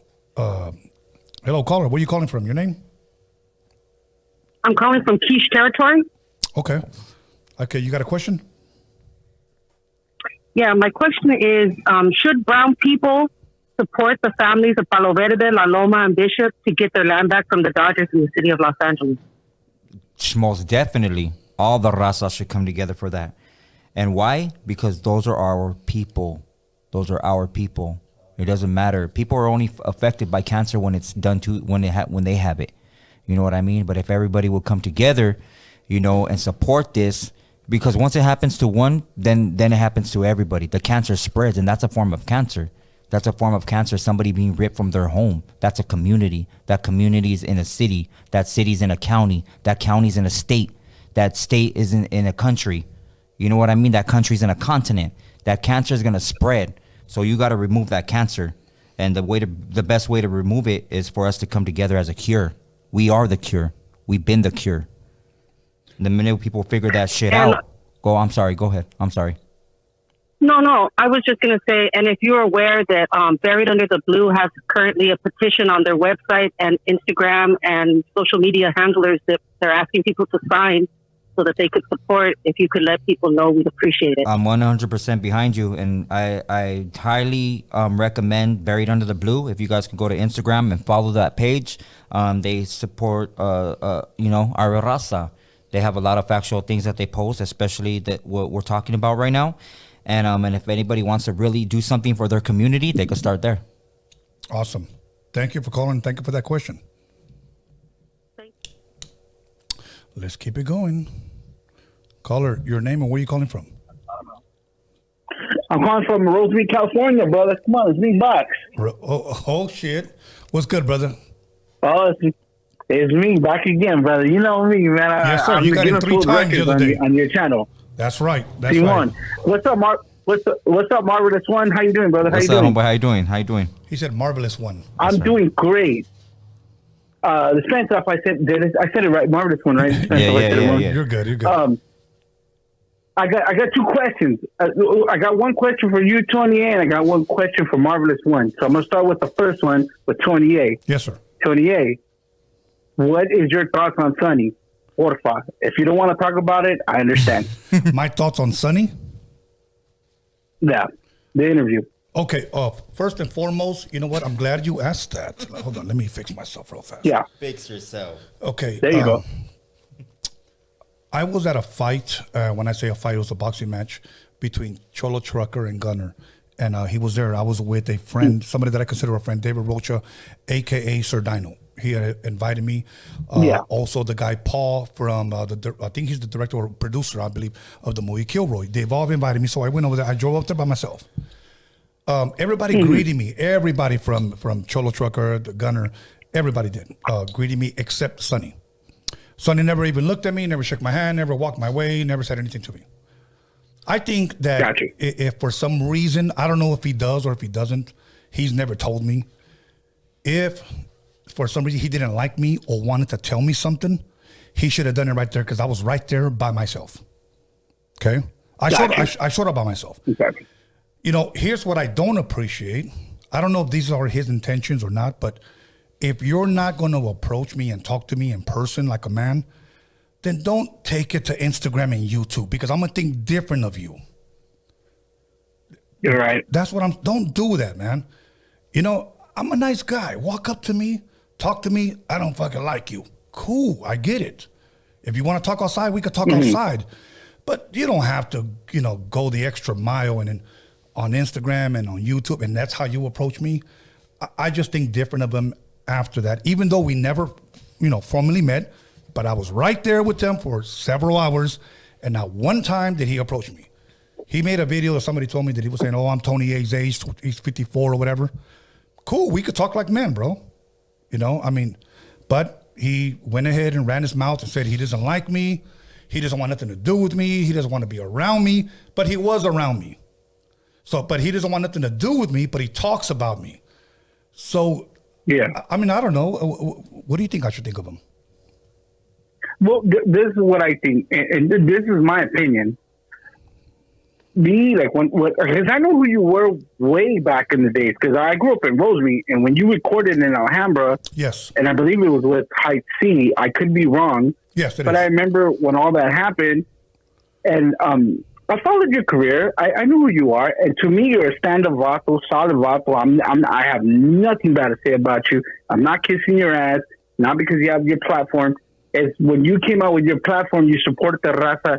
You were solid, firme. When he started doing what he was doing, it pissed me off. Like, wait a minute, like, what's all this bullshit? But we're gonna scoot that to the side because I know that's kind of a touchy subject on what the hell he's doing now, and I don't know where he's going at mentally. Just gonna leave that to the side, brother. But I just want to say you're doing a great job, and I always tell you this every time I call in. I support you. I support you. We're friends on Facebook, and I always post all your interviews on mine because I got 5,000 friends. Believe it or not, I do, and I post it. So you know, I just, you know, I do, and I post it, and I post everything. You know what I'm saying? Yeah, all good, man. All good. You know what? And let me say one thing before you ask Marvelous his question. I don't have anything against Sonny. I just didn't appreciate the way he went about it. When he saw me, he could have spoke to me. But, you know. Got you. That's all I'm going to say. So, go ahead. You can address Marvelous now. Okay. Hi, Marvelous. Okay, question, Marvelous. Mm-hmm. Marvelous one. Have you talked to Hoodstock? Have you talked to Hoodstock? Nah, bro. Because I saw the... You seen what? Well, I saw the part where the discrepancy, and I was kind of tripping out because when you went to his podcast, you were feeding like you went over there, did the interview, but what you had said about it, I was like tripping out, like damn, like I didn't know Hoodstock was like what, like I guess basically the question I'm asking is, are you guys gonna resolve it or just let it go? Like that ain't. Okay, look at the kind of person I am, homie. Like, I ain't a cheese man ass vato. I don't go behind these, you know, platforms or whatever and talk shit about somebody or try to belittle anybody as a man or nothing like shit like that. Like I said plenty of times, and I told certain people, and they know. I mean, I'm from the '90s, homie. Like we handle our shit in the street. We don't go to these social medias and throw our cheese man out there or our business and say whoop de whoop whoop de whoop. But I asked this individual to not involve himself in stuff that he didn't know about, you know, and he kept on pushing and picking, and he says it himself in his videos that he felt some type of way because of a story that happened or when he was busted or whatever. And I told him, you know, if you have an issue, homie, we could talk about it in person. And then he went ahead and contacted other individuals to have his back, and that's another thing that we don't do. We don't go. I'm not right here asking, "Hey, Tony, homie, you got my back, homie, for the vatos from Weedmas." You know, I'm not like that, bro. If somebody wants to come and kick my ass or jump me, hey, handle that. I'm not about to say, "Hey, I know your primo, I know your uncle, I've been busted with your homeboy." Nah, Chuck, they handle that shit. You know, so I expected an individual around my age to conduct themselves as well, that has been to the pen, that has been involved in gang life, just that says that they come from our culture, then let's act accordingly to our culture, you know, and conduct ourselves in that manner. You know what I mean? But they make memes. They call you a bitch. They call you out of your name or your character. That's where it becomes a personal thing. Yes. You know what I mean? And personal issues, I don't shake hands after that, homie. Once you call out my character as a fucking man or try to go over me to address myself as an individual from my barrio, which nobody can address that shit. Nobody's gonna come on here and say, oh, you know, Marvelous didn't do this or Marvelous wasn't this person. There ain't no motherfucker that's gonna do that shit. You know what I mean? And if they do, they could simply make an appointment with me, come to my pad, and let's get them up. You know what I mean? But all these people, they use these platforms, bro, and they hide behind these platforms, and then they apologize, and then they disrespect, and then they apologize. And you can't, there's only so far a person can take. You can't let people keep getting away with shit. You know what I mean? They have to be accountable for their actions, and I hold certain people accountable for their actions, and they will be dealt with accordingly, bro. Like I said, I don't wish him no ill will, but I still don't wish to talk to him either. You know what I mean? All good. Yeah. And I agree with you, and I just you know, because from the last interview you had with him, we didn't hear nothing until I was just more like, damn, like what happened? Because you're a solid homie. I really don't know that Vato, but you know, I was like, where did this come out of? But it was just a question out of curiosity. No, I didn't mean to stir nothing up or. I respect that, bro. Nothing like that. And I respect I follow you. I follow you. Right. And I respect and even if it was somebody that had some animosity, homie, that agrees with him. You know what I mean? There's a lot of people that go on his platform and they agree with him or the way he conducts himself, and that's feed, man. You know, those are still good homies. There's good homies, a lot of good homies that follow him, and that's cool, bro. But there's a point in time where you grow out of that stage of how you conduct yourself. Things ain't funny no more. It's not about joking on social media or on podcasts anymore. This is real life out here. This is real shit that we're dealing with. You know what I mean? I don't do this shit for likes. I don't ask none of these podcasts, hey, homie, can you pay me for being on your platform? And as many as platforms that I've been on, homeboy, some people offer me feria. And I don't give a fuck about that. I don't care. Like, I do this to take time to educate the Raza, because this is how we should be coming together. This is what we should be doing, bro. Absolutely. You know what I mean? Not if I don't get 1,000 followers by this time, I'm just gonna delete my fucking platform. Charlie, I ain't a fucking vieja like that. Like, let's really get with the business. You know what I mean? Let's really come together as Raza. All good. You're 1,000% correct. I agree. I support you. Tony A, you guys are doing an outstanding job. This is Box from the city of Rosemead, the SUV. I support both you. That's right. And it was just a couple the questions that I was curious to ask, and thank you for the time, and appreciate thank you guys your info, and like I said, I follow you Vatos, and I support you Vatos, and I'll support it all the way. 1,000% correct. Thank you, man. Cool. Appreciate you. Know? All right, brothers. I'm still staying to stay tuned. I'll see you guys. Yes, sir. Those are great questions. Let's keep them coming. Okay, let's see. Caller, what's your name? Where are you calling from? Caller. Calling from Boyle Heights. Oh, what's up, my brother? Boyle Heights. Had a lot of artists from Boyle Heights come through here. That's right. I have a question for Marvelous. Yes, sir. If you guys could hear me. Yeah. Yeah. So what do you think about the transgender people, the transgender movement? You think that's something legit, or is it a mental illness? It's hard to speak on that without getting canceled these days. I'm sorry to say, it really is, bro. Mm-hmm. It really is. You know. Hit me up on my DM, homie. I was about to say that. I got you. I'm sure you already know my answer, homeboy. But you know what? Yeah, definitely hit him up. Alex, go put up our tags every once in a while. Hit him up on the DM, and he'll speak to you on that, big dog. Thank you, man, because it's just today us speaking on certain subjects like that, bro. Fuck, mañana I'll be exactly. So. I get it. All good. All right, man. Well, you guys have a good night, and you guys are getting down, and that's what's up. Thank you, Carnal. Have a blessed one. Okay, let's go. Are you sure you don't want a shot? I'm good, bro. Because you got hot after that last question. It's hot. It's getting hot It's in in here. here. Okay, caller, your name and where you calling from?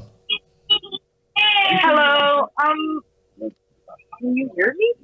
Mm-hmm. New Jersey? No, she said, can you hear me? Yeah, I can hear you.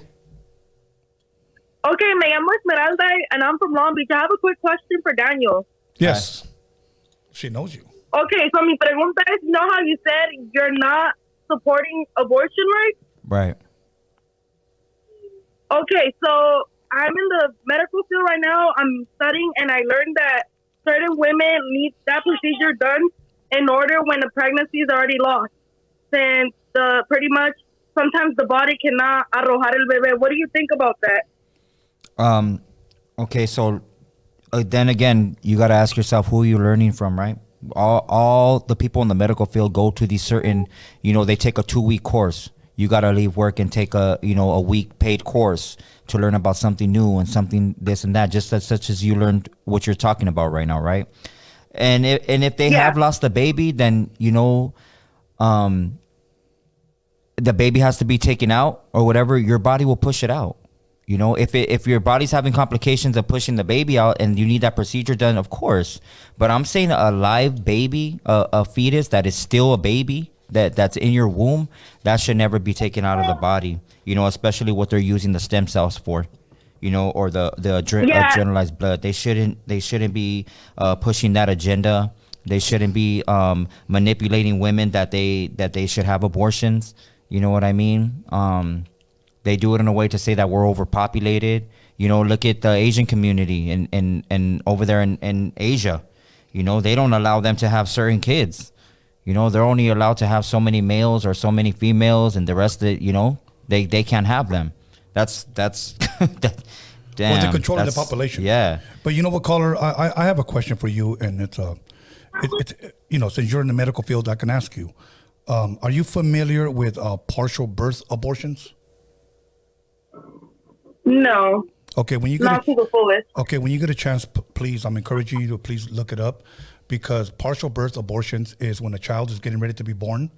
Let's just say that the woman is 9 months, and she wanted to have an abortion, but she couldn't for some reason, but she wants to get rid of the child now. So what they do now, and it's very graphic, so please forgive me, the baby's head comes out, they slice him in the back of the neck, and they stick a vacuum, and they take out his brain, and he's halfway out, halfway in. That's why they call it partial birth abortion. So I'm against that as well. So when you have a chance, please look that up, partial birth abortions, and I'm against that. So. Okay. So thank you, caller. I appreciate your. And another question for Daniel. Yes. So I know I'm reading the comments on the live, and I've been listening to his podcast. And my question is, like, así como aprende las nuevas cosas, and not a lot of people agree with him. When he was first learning new stuff, did people, how can I say this? Así como la gente piensa que está loco, did he ever think of himself being crazy? Oh, yeah. Yeah, because it's a whole new... I've learned something for so many years of my life, and then all of a sudden it's like a switch being turned on, and I get to see all these demons. It's like, damn, what the fuck? Am I going crazy? And then people questioning me about the knowledge that I'm learning, and it's like, damn, well... They're calling me crazy. It kind of makes you feel like you are crazy. You know what I mean? Like you just woke up and there's just a bunch of zombies around you. And literally, when you're out in public, there's a bunch of zombies around you. And what are they doing? Everybody's like this. Yeah. There's no physical communication anymore. There's no, back in the days, us as homies, we used to go to a girl's house and be like, hey, what's up? Can I talk to so-and-so? Or, hey, can I get your name? We were out there on the dance floor talking to girls. Now you go to go meet a girl or talk to them, and they're like, oh, get my Snapchat, or get this social media.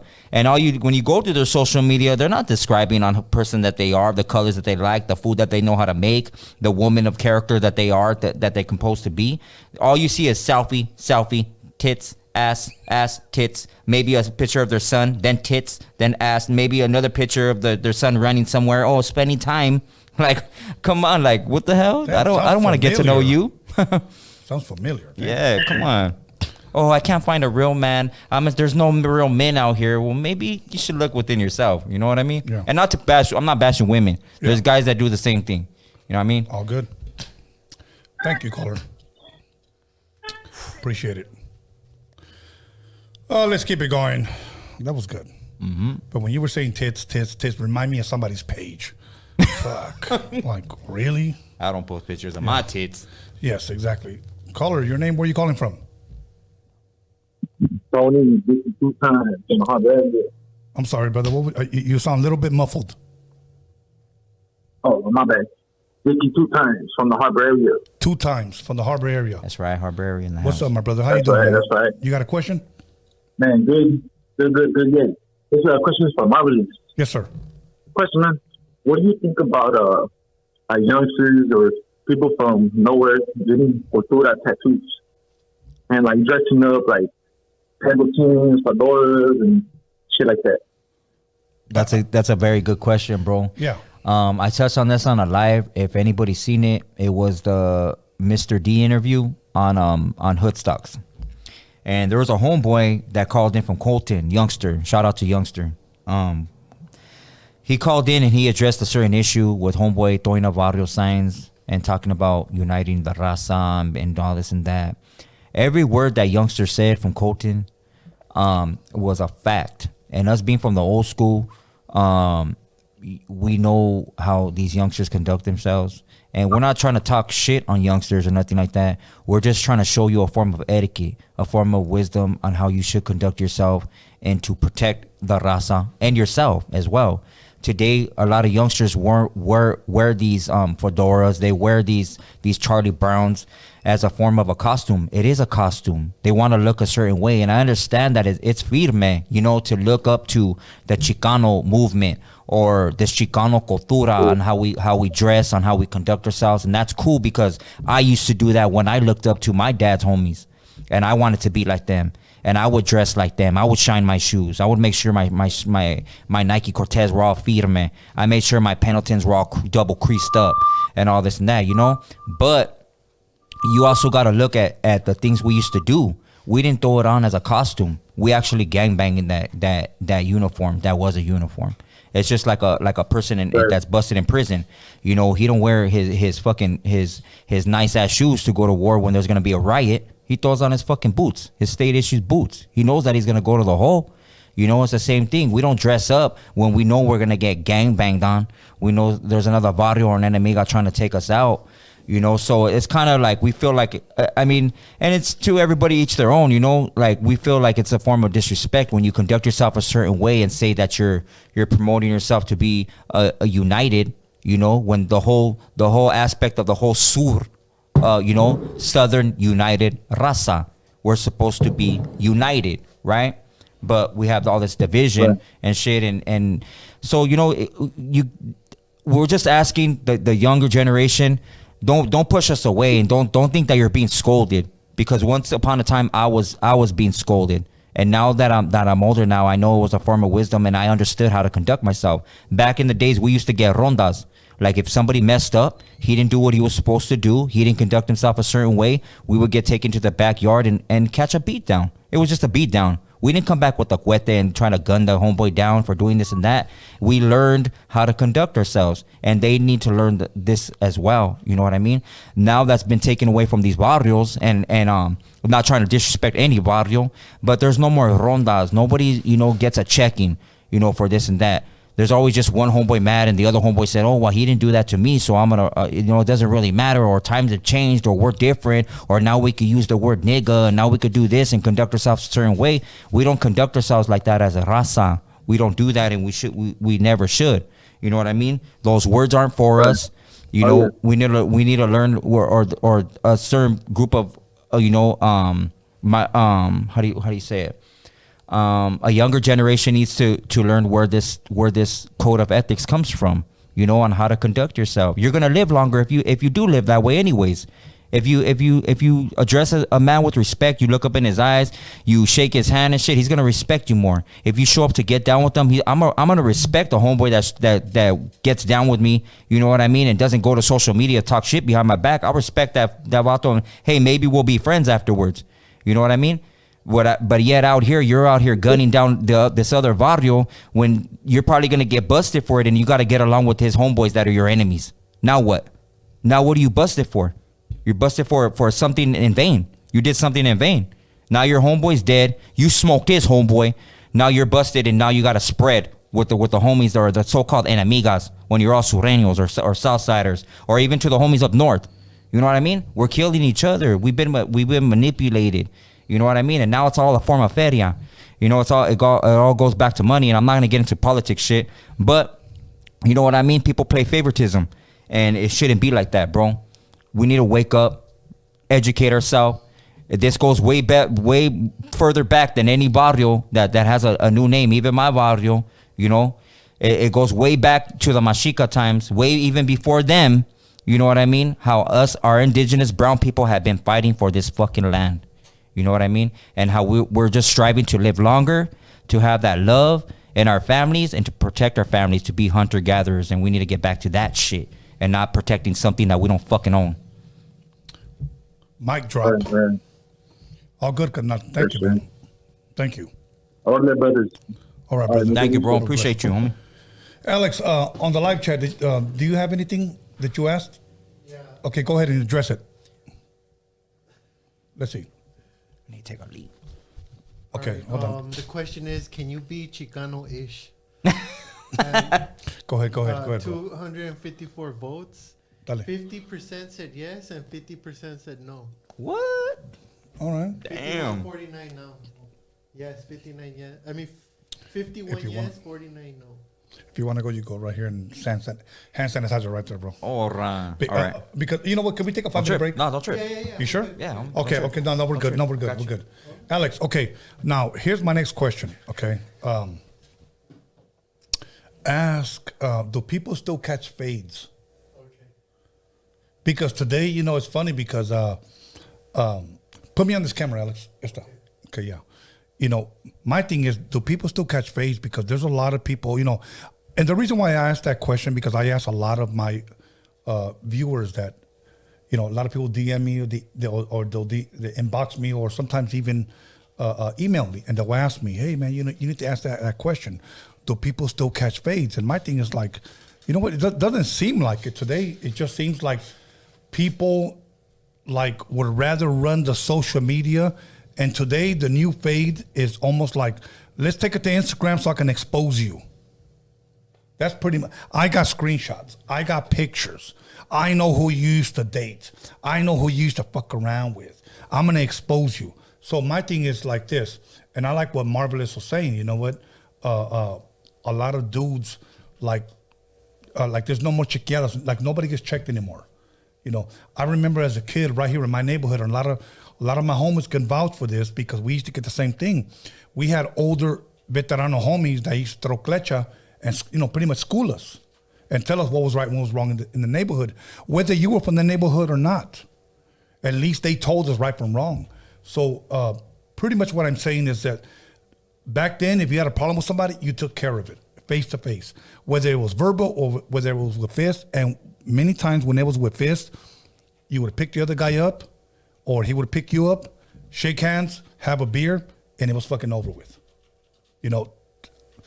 So my question to you is does that still exist today? Or is it pretty much all internet banking? So, anyways, other than that, I hope you guys are enjoying the motherfucking show. Calls with the Wizard, and I like to say, if you got the balls, make the calls. So once again, Marvelous is back after throwing a mean ass liquiazo. Yep. So here he is right here. Let's see. Caller, what's your name? Where you calling from? But it's me. You already know. STV back. I wanted to call back. Shit. And I wanted to hey, he called back. Hey, hold on 1 second. I called back, homie. Hold on 1 second. Look, go for it. Here's the crazy part. This guy got on 3 times last time, and some people can't even get on once. This is the second time tonight. That shows persistence, perseverance. He overcame. Let's go. Okay, here's what I want to bring up. When he talked about youngster from Eastside Colton, I actually know that Vato in real life. I know him. And what he did and how he came up to that Vato from Anaheim, I think that little rapper Vato, I don't really know his name. I think his name's Mr. D or D or Mr. D, whatever.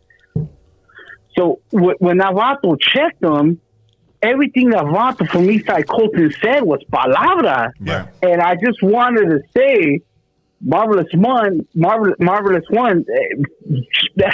said it perfectly. And I remember that interview. And I was like, damn, man, that Vato got checked by OG out of Eastside Colton. And so when you guys talked about it right now, I was like, oh, damn, I got to call back. and, you know, I got to call back, like, damn, because I heard that interview on that.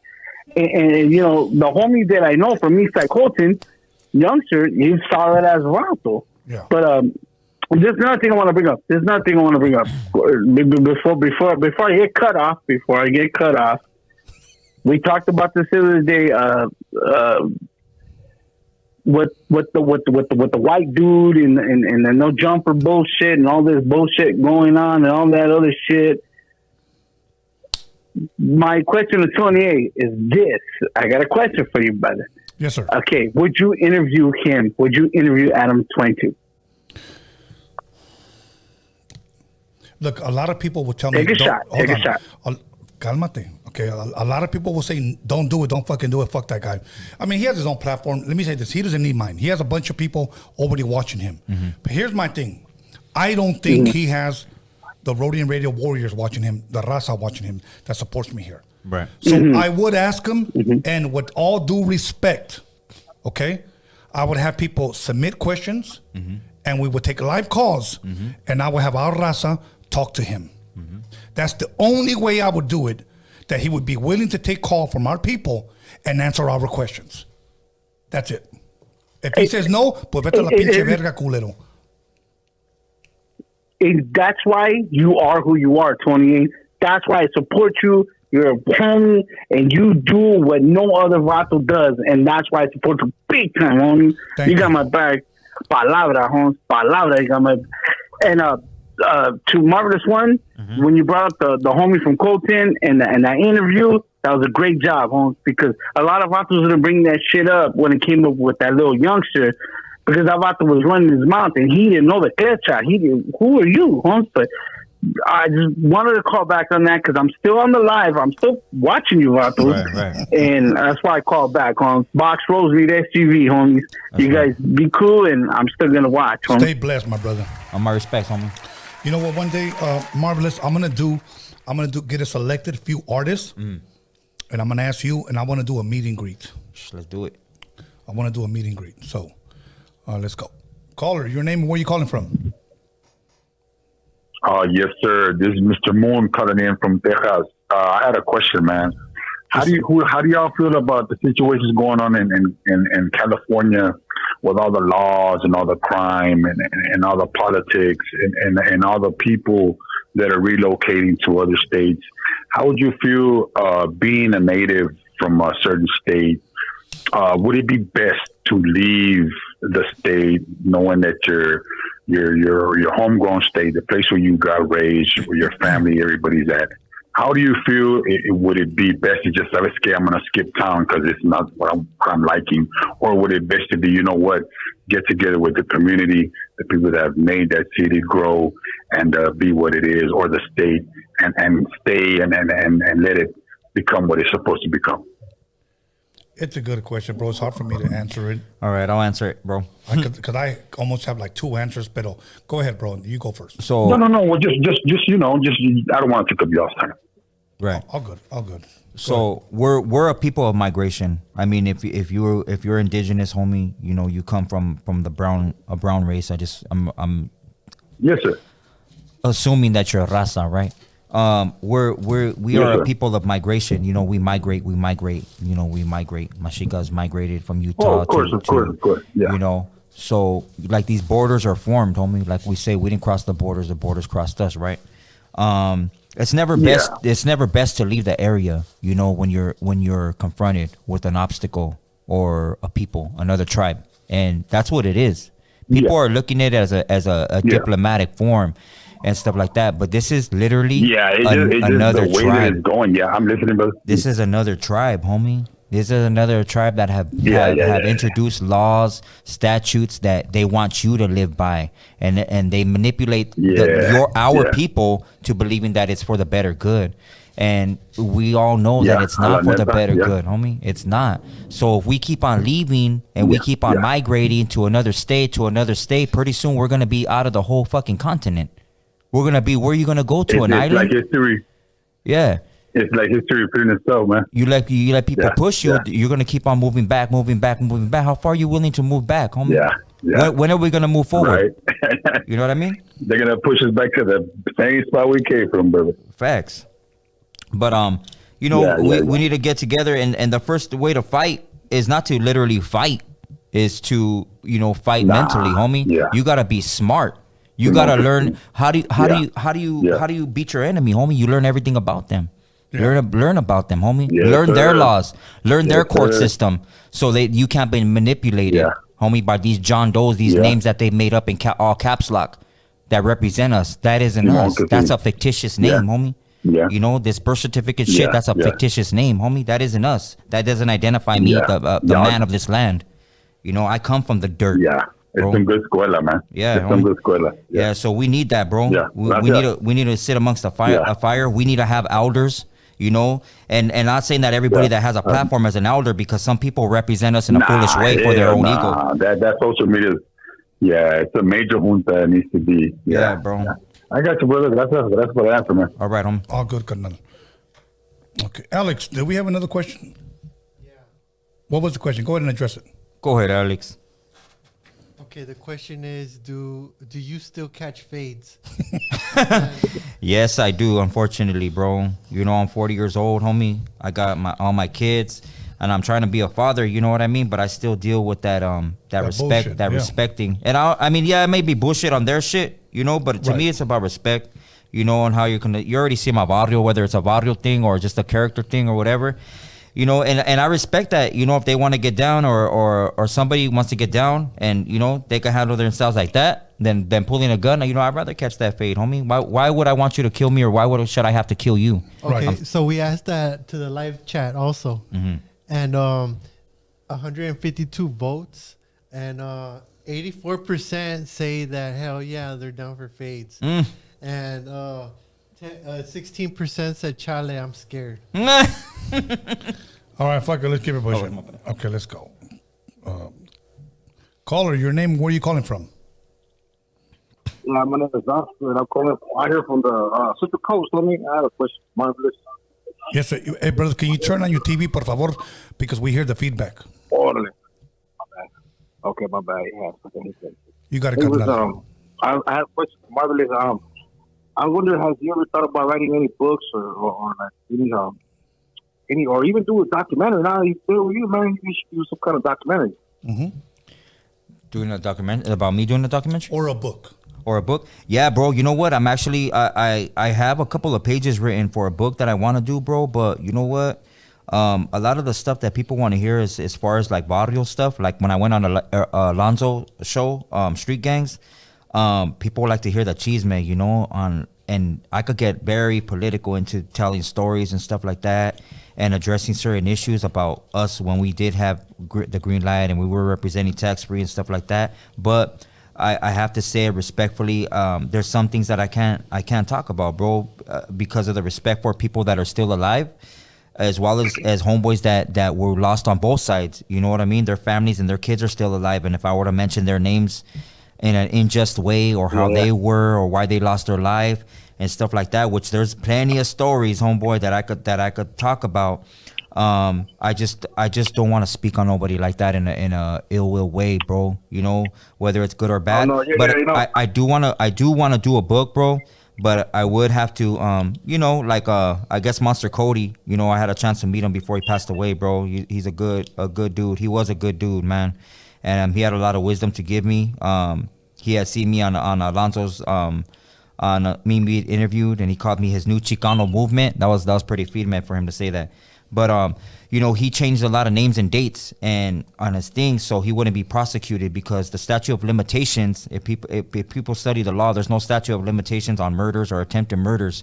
So there's a lot of things you got to be careful to not to incriminate yourself on. So there's a lot of subjects that I just don't want to, I don't want to incriminate anybody as well as myself either. You know what I mean? But yeah, I would like to do. I would like to do something on growing up in an addictive household. With mom and dad being both involved in gangs and addicted to heroin, and I'm sure there's other people that live a similar. Yeah, homie.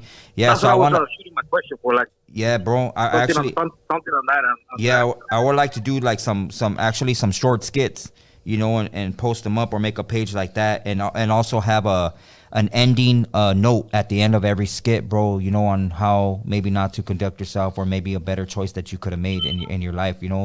If there's any girls that are pregnant right now and they're using dope or they're taking pills, and a lot of people like, and this is off subject, homie, but I'm gonna go ahead and I'm gonna talk about this, bro, because I think it's very important, and maybe it's a right time to say this. I was addicted to pills at one point, bro, and fentanyl, and fentanyl. One thing about the fentanyl pills that they're making, bro, is that these youngsters that are taking them, they haven't built up a metabolism to or what do you call it? Not an immunity, but their body's not structured around the pill. So what happens is sometimes when you take a pill, and I'm gonna say this to anybody using right now, because I know there's a lot of people that are using and they're watching this. If you're taking a pill and it doesn't hit you within like 15 minutes, the people are overdosing because they'll go ahead and take another one. And what happens is both of those pills hit you at the same time, and you end up not waking up, and that's when you overdose. Wow. And because they're being mixed by different people in certain areas, and they don't know how to mix them, or there's certain percentages of the stuff to put in there, and you're going ahead and taking them thinking that it's going to have an effect, and it doesn't, and you go ahead and take another one. You got to be very careful, what you're doing in it. I mean, and this isn't, I don't think this as any bad advice to give anybody. You're gonna do dope regardless what anybody tells you, until you're fucking finally fed up of doing it, and you're gonna say, you know what, I'm fucking done, I'm tired, I care more about myself than this shit, But if you are doing it and you don't know about it, and you're new to this shit, cut off little pieces of it. You know what I mean? If you're gonna do it, you know what I mean? Don't take a whole thing and you don't know how your body's gonna react to it, or you think that you build up a strong enough metabolism to handle that. You don't know what it's gonna do to you. There's gonna be a point in time where you're not gonna wake up, and your family's gonna find you, and you're gonna be another statistic on social media, and you're gonna be a forgotten face. Why would you want to be a forgotten face? You know what I mean? Care more about yourself. There's people that love you. You know what I mean? I see stories on social media of people's family members dying, or even people that come and get tatted, and I don't give a fuck about saying this, homie. I've cried sometimes, you know what I mean, for Raza or young women or young homies that died from overdosing, and I don't know these people, but it affects me because I feel like I know them by hearing the stories that their families have to tell me. Yeah. You know what I mean? So if you don't think that nobody cares about you, I care about you. I do. I don't fucking know you, but I do care about you, and I hope that you do make it out of this shit. If you do need somebody to talk to, call somebody, homie. Send a random message to a fucking stranger. You never know the conversation that could arise. You never know the other route you could have taken, the person that you could have become, the other lives that you could have fucking touched. Do something like that. You know what I mean? But I don't know what else to say. Thank you, brother. I hope that answers your question. Hey, I'm going through it, you know what I'm saying? Yeah. That's a trip. All good, dog. Gracias. Gracias, homie. I feel you, dog. Brother. Let's see. Bro, that was a nice answer. So let's keep it pushing. Let's see. Okay, let's see. 626. Caller, your name, where are you calling from? Woo! This is the third time Box is in here. Oh my God! No, block that vato, homie. No, block that vato Box again. Box in the motherfucker. Nah, check this out. Hey, Thir's the charm, bro. Box from Roadium SUV. You know what I'm saying? Hey, I get the Guinness Book of Records for this. How much I support Roadium radios. I'm a follower, Holmes. I didn't go. Okay. There's no question. It's your guys' opinion. And please, I take opinions very serious. Your guys' opinion on how No Jumper is going to react to the claims with Gil from American Cholo. Let's bring that to the table. That's an interesting topic. Okay, what gotta bring it. Okay, what claims are those? Because the public may not know. Okay. Hey. Okay, so I saw a video with this Vato Gil. Well, I'll call him a Vato. Yeah, he's a homie. Where he's throwing the ER really rough, and it's on camera. It's on YouTube, and you have a Vato.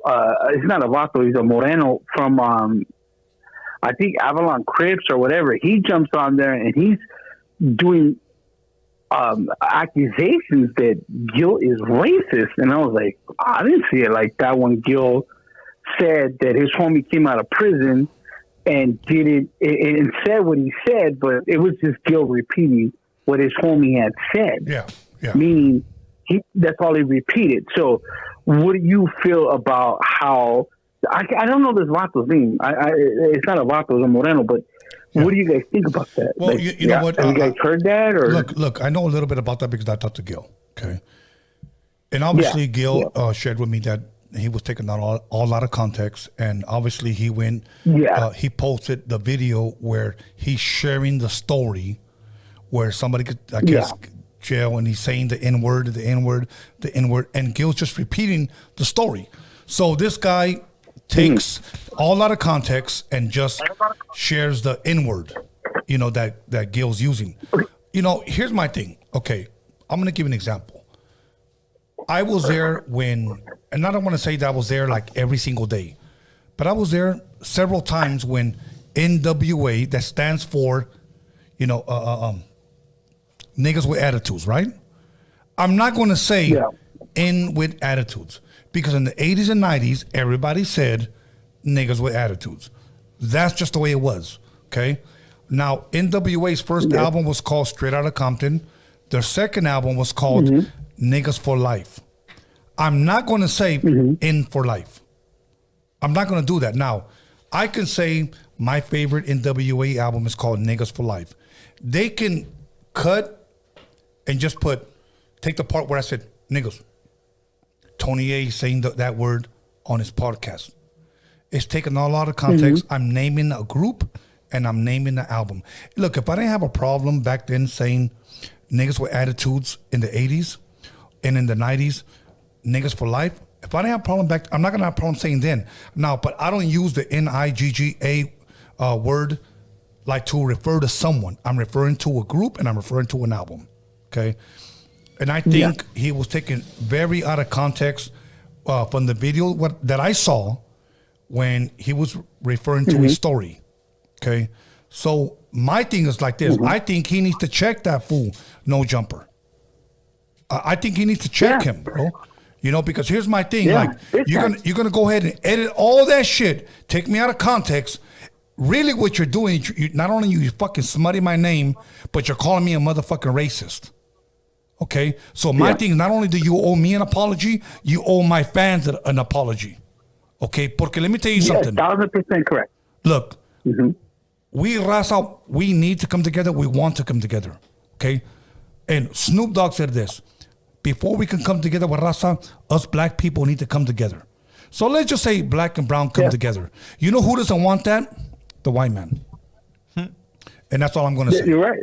That's all I'm going to say. Okay. So, hold on. Last thing before I let you go. So, when I saw that fool posted that fucking video, me encabronó, porque ese, I'm going to let Gil handle it, hopefully, because he's going to be on No Jumper tomorrow. So, hopefully, if he comes out, they don't edit it, and he takes care of it. Anyways, Marvelous, anything you want to say? Wow. You got to look at it. Always look at things, especially when they're addressing a people from both sides, you know what I mean, to see where they're coming from. So, first of all, the dude Adam 22, if you look at his platform, or you look at him himself, you know what I mean? And people can be offended by it, but he's a culture vulture. He is. A lot of the stuff that has to do with hip-hop or gang life has nothing to do with him or his people. And if they are involved in gangs, then they are. but it essentially resonates with our people, you know, the brown people and all brown people. You know, I'm not gonna sit here and divide and say, oh, blacks and browns or whatever, even though people do that. But being on social media, you got to learn how to conduct yourself too, because that's what you're going to be called out on. That's what you're going to be remembered by. So if Gil is using the word, you know, whatever, the N-word, you know, he's going to be called out on it, especially if he does something to you know, make a ripple in the water, let's say, or whatever. But here's the other thing. Like I said when I answered a question earlier, a lot of people look up to people on these platforms as a form of leadership, or that's a spokesperson for the people, or that's a person that's representing us. And this is where you gotta really, really look into a person's spirit, on their actions, on every way, shape, and form, on how they conduct themselves, on who they're really representing. Are they really representing the people, or are they representing themselves? So there's some people that just have platforms, and, you know, they might say they're for the people, and, you know, they might say, oh, it's us, and they're attacking us, and they're calling us out, and this. No, they're not calling us out. They're calling you out. This is your war, your battle, and you know, you need to deal with it. You know, he explained himself. That video was chopped up. That video doesn't show him being a racist, which I don't believe he is racist. And I don't believe that he has a bad heart or ill will to any black man out there. You know what I mean? Or saying the N word in a derogatory way. But I will say, on how we were raised, as being an older generation, we were raised, and I hope Raza doesn't get mad if they do it well. It is how it's fact. We were raised to look at another people, oh, get away from me. Or those are, you know, we didn't even call them N-words, and black people, or I got a lot of black friends, you know, and I'm not using this word in a derogatory way, but we used to say mayates or whatever, this and that. There was a point in time where the way my grandpa taught me, oh, you know, like, oh, you know, don't stay away from them, or they're too loud, or this and that, you know what I mean? But that's just how we were raised. It's old school. It's stuff that they were taught, you know what I mean? It's not black, but, you know, later on in life, we learned that, hey, not all people are like that, because they could say the same thing about our people. Oh, they're all pinchy cholos, and they're all this and that. Right. You know, if you keep acting like that, then yeah, they're going to think that you're like that. But as soon as we open our mouths, you know, and we show a form of education or etiquette or morals, then they could see, hey, you know what? Maybe he's not a cholo. You know, maybe he does know something. Maybe I should take some advice from him. You know what I mean? So that's all I'm saying. Look at it from both sides first before you make your decision, and don't look for every person that has a platform that's representing the people. Sometimes they're just representing themselves. You know, that too. And be careful what you say on social media, because more or less sometime you're gonna get called out for it. You know what I mean? And you're gonna and those people expect everybody to back them up, when it's not a war of the whole of all our people. It's just a war of that person. It's a battle that they have to overcome. You know, a lot of this stuff gets to their head, and their ego gets way too ahead of them. You know what I mean? And they need to just come back to reality and be humble. I guess what we're saying is, look at it closely.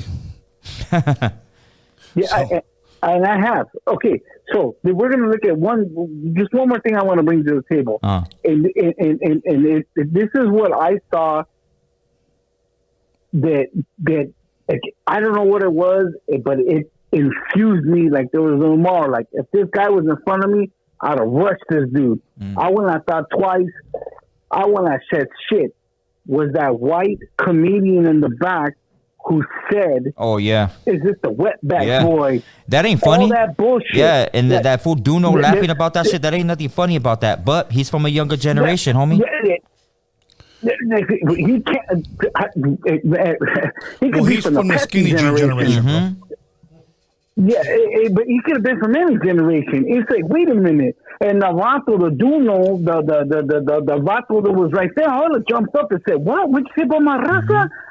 But when you look at the camera clip, and I'm saying this for a reason, is when they slow the clip down and you see the picture, he's directly laughing like, "You guys ain't gonna do shit."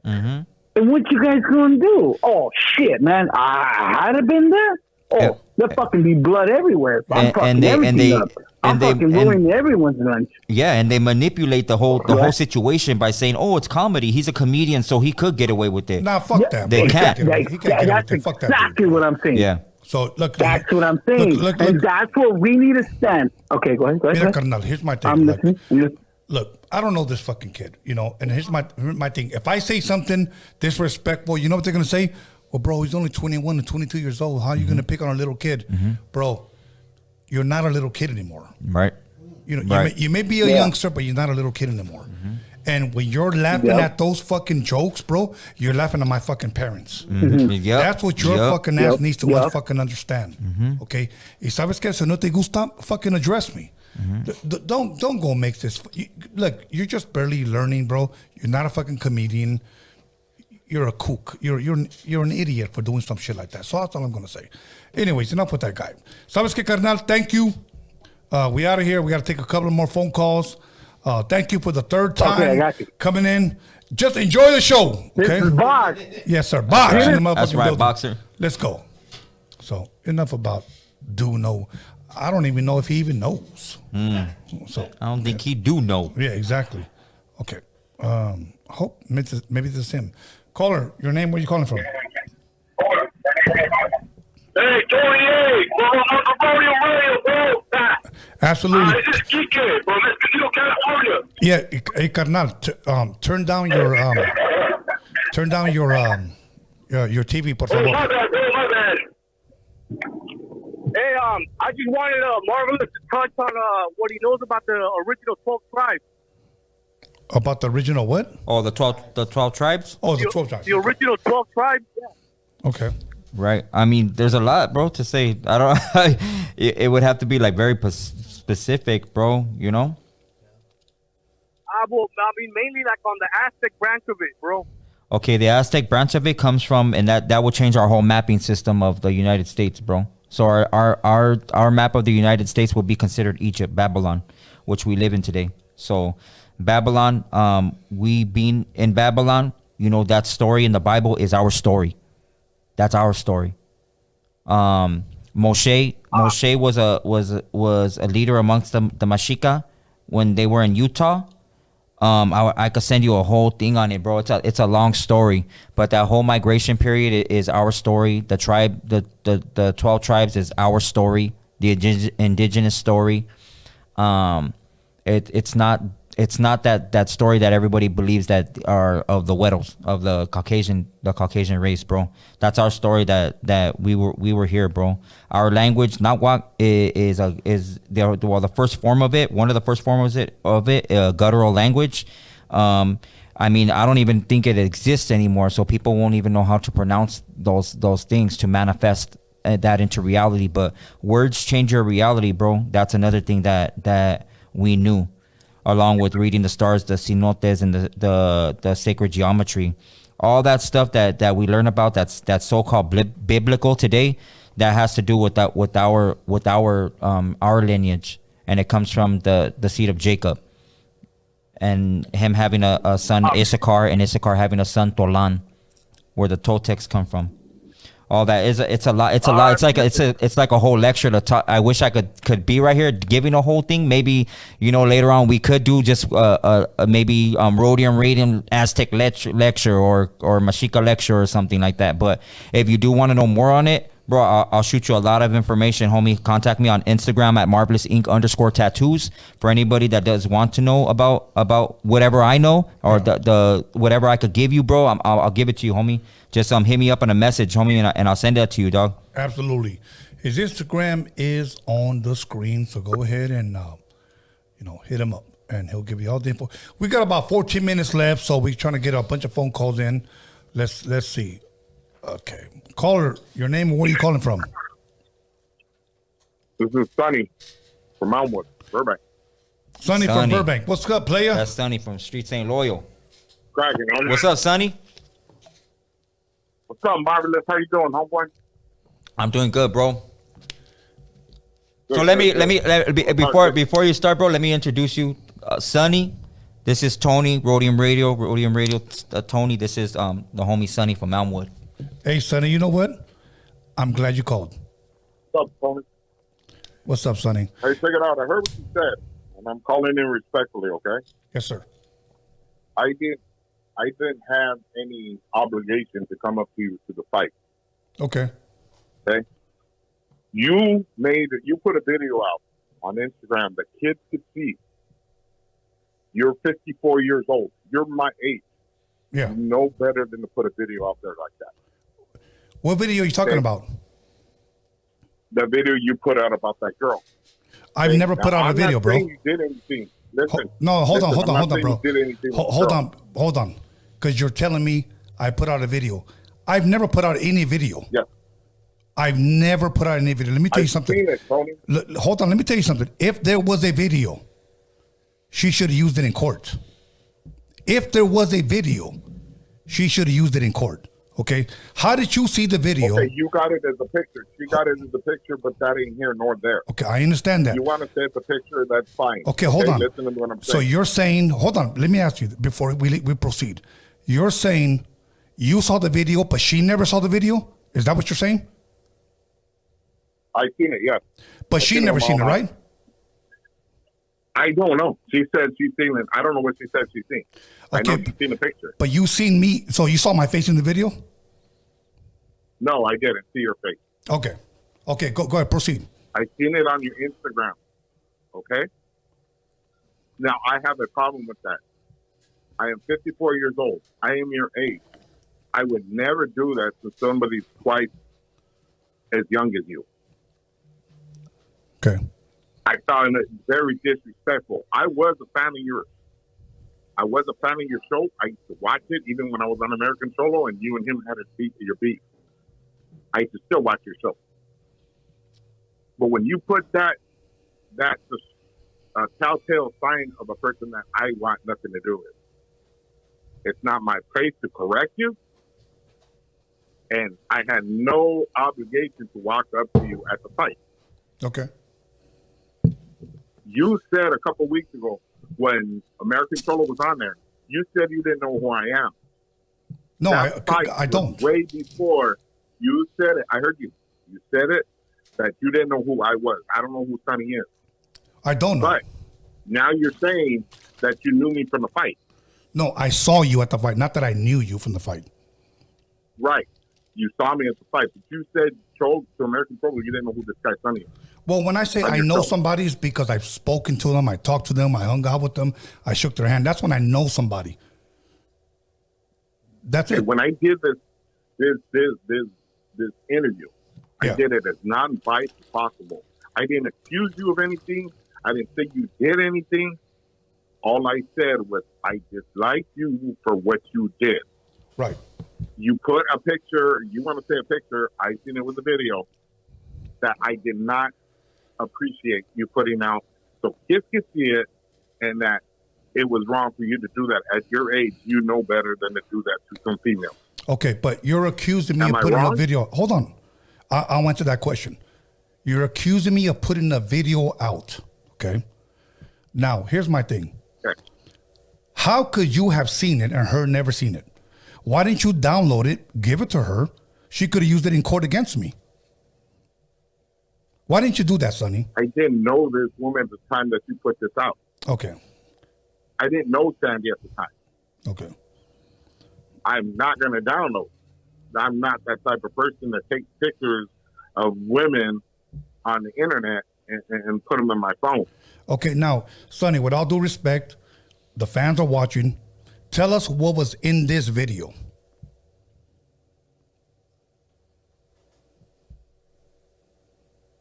You are going, okay, the video, you have a female, I'm not even going to say her name, that's intoxicated, that cannot even perform oral gratification because she was so loaded that she couldn't keep it in her mouth. Right. But you say you didn't see me in the video, right? Do you feel it's right for a 54-year-old man to put a video out like that? So kids can see it and degrade a woman. No matter how mad you get, you think that's appropriate? Okay, but before I answer that question, like I said. I'm answering. Answer me. I answered you. You answer me. I never posted up a video, Sonny. You know, I never posted up a video. On Instagram, I seen it. I was following you on Instagram. I seen it. Okay, you said you seen it, right? But let me ask you this: did you ever see my so-called face in there? You said no. No, I didn't see your face in there. I didn't say you were the one being gratified. I never said that. I said you put a video of a girl doing that. Okay, no, I never put I reposted a picture that was floating around on Instagram, and I reposted. That's it, Sonny. I never posted a video. So here's my thing. That's appropriate. But no, for any man to do that, no, it's not appropriate. I'm gonna say that. Okay. Okay, that's all I said. Okay. It's not appropriate, and I didn't want to associate with anybody that would do something like that. Right. Okay, I had no obligation to come up to you in the fight. Okay. Okay, I had no obligation to come to you.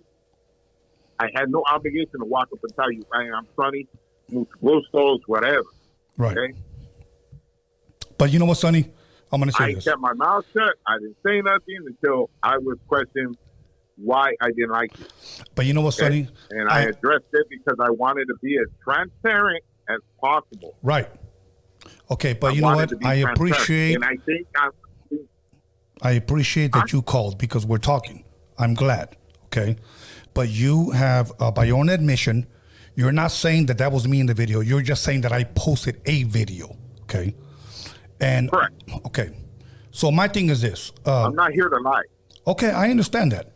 But my thing is this, that you're saying that it wasn't me. I just posted a video. Okay, cool.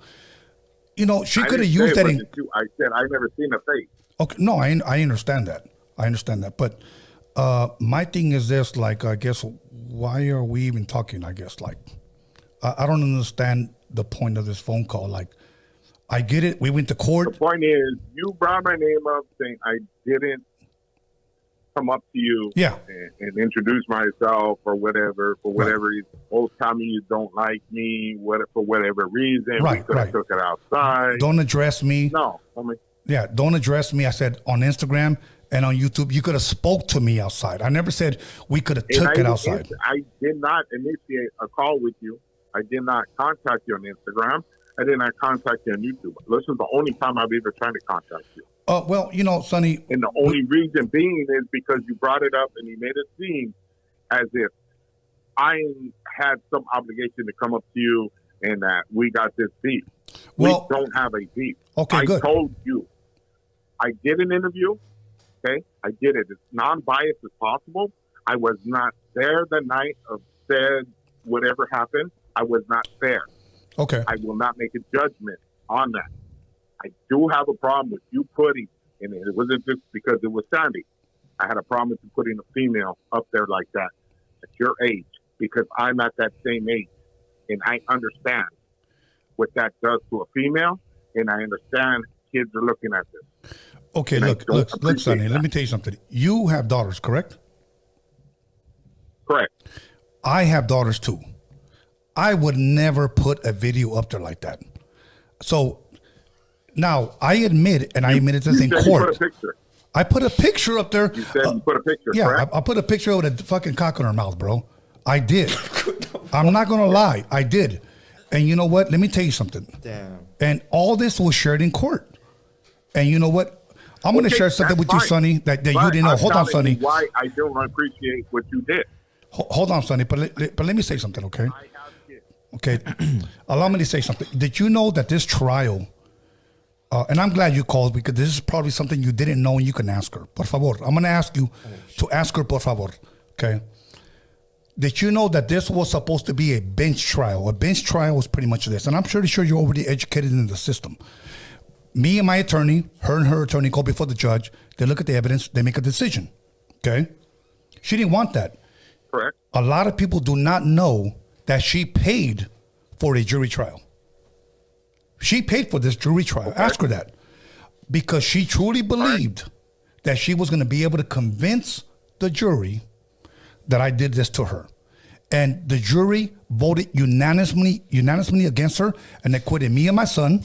And when it came to defamation, every single one of them, all 12, voted unanimously against her. They found her guilty of lying. So my thing was this. If she was found guilty of defamation, why would you interview her, bro?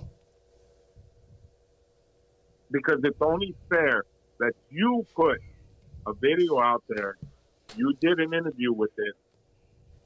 It was only fair that she has her truth being told, her version of the story. Sonny, can I ask you something, bro? On the real, like, and this call wasn't about Sandy. Okay, then what was it about, very bro? Clear. What was this it? Call is about. You brought my name up. No, somebody asked me a question about you, and I addressed it. Why it did not come and shake your hand and give my condolences, my saludos to you. Yeah. I'm telling you why I didn't do it. Okay. I tell you exact reason. It wasn't because Sandy was in the picture. It was that you put a picture of a female like that at your age. Because I know at my age, I know better. Okay, well, you know what? Honestly, unless you have a screenshot, unless you can prove that, honestly, bro, I never put up no fucking video, bro. I'm just being honest with you. Okay, you said you put a picture. Yes, I did. I admitted that in court. Okay. Just say it's a picture then. Yeah. I still didn't appreciate it. Okay, cool. Yeah, I mean, what do you want me to say, bro? Everybody has their morals, Tony. Everybody has their morals. I understand that, but with that person, I cannot be the bigger person. And those are one of my morals.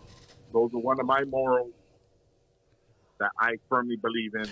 That you do not do that to young girls. Okay, I understand that, but now I'm gonna. Or any female. I understand that. I understand that, bro. But I'm gonna ask you something.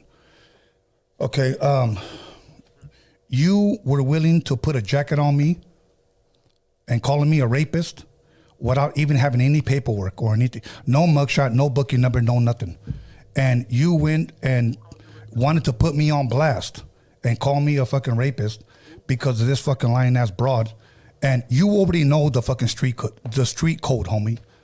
And you were referring to me as that by people that told me this, that are your ex-homies, you know, and you were saying that about me, bro. You already know you can't put a jacket on somebody without any paperwork. I don't know why you were doing that, bro. I never put a jacket, never said you were racist. Okay. That never came out of my mouth.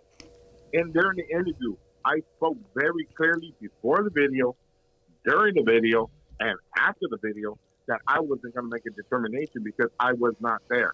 Okay. Now, I made it very clear. I never accused you of anything.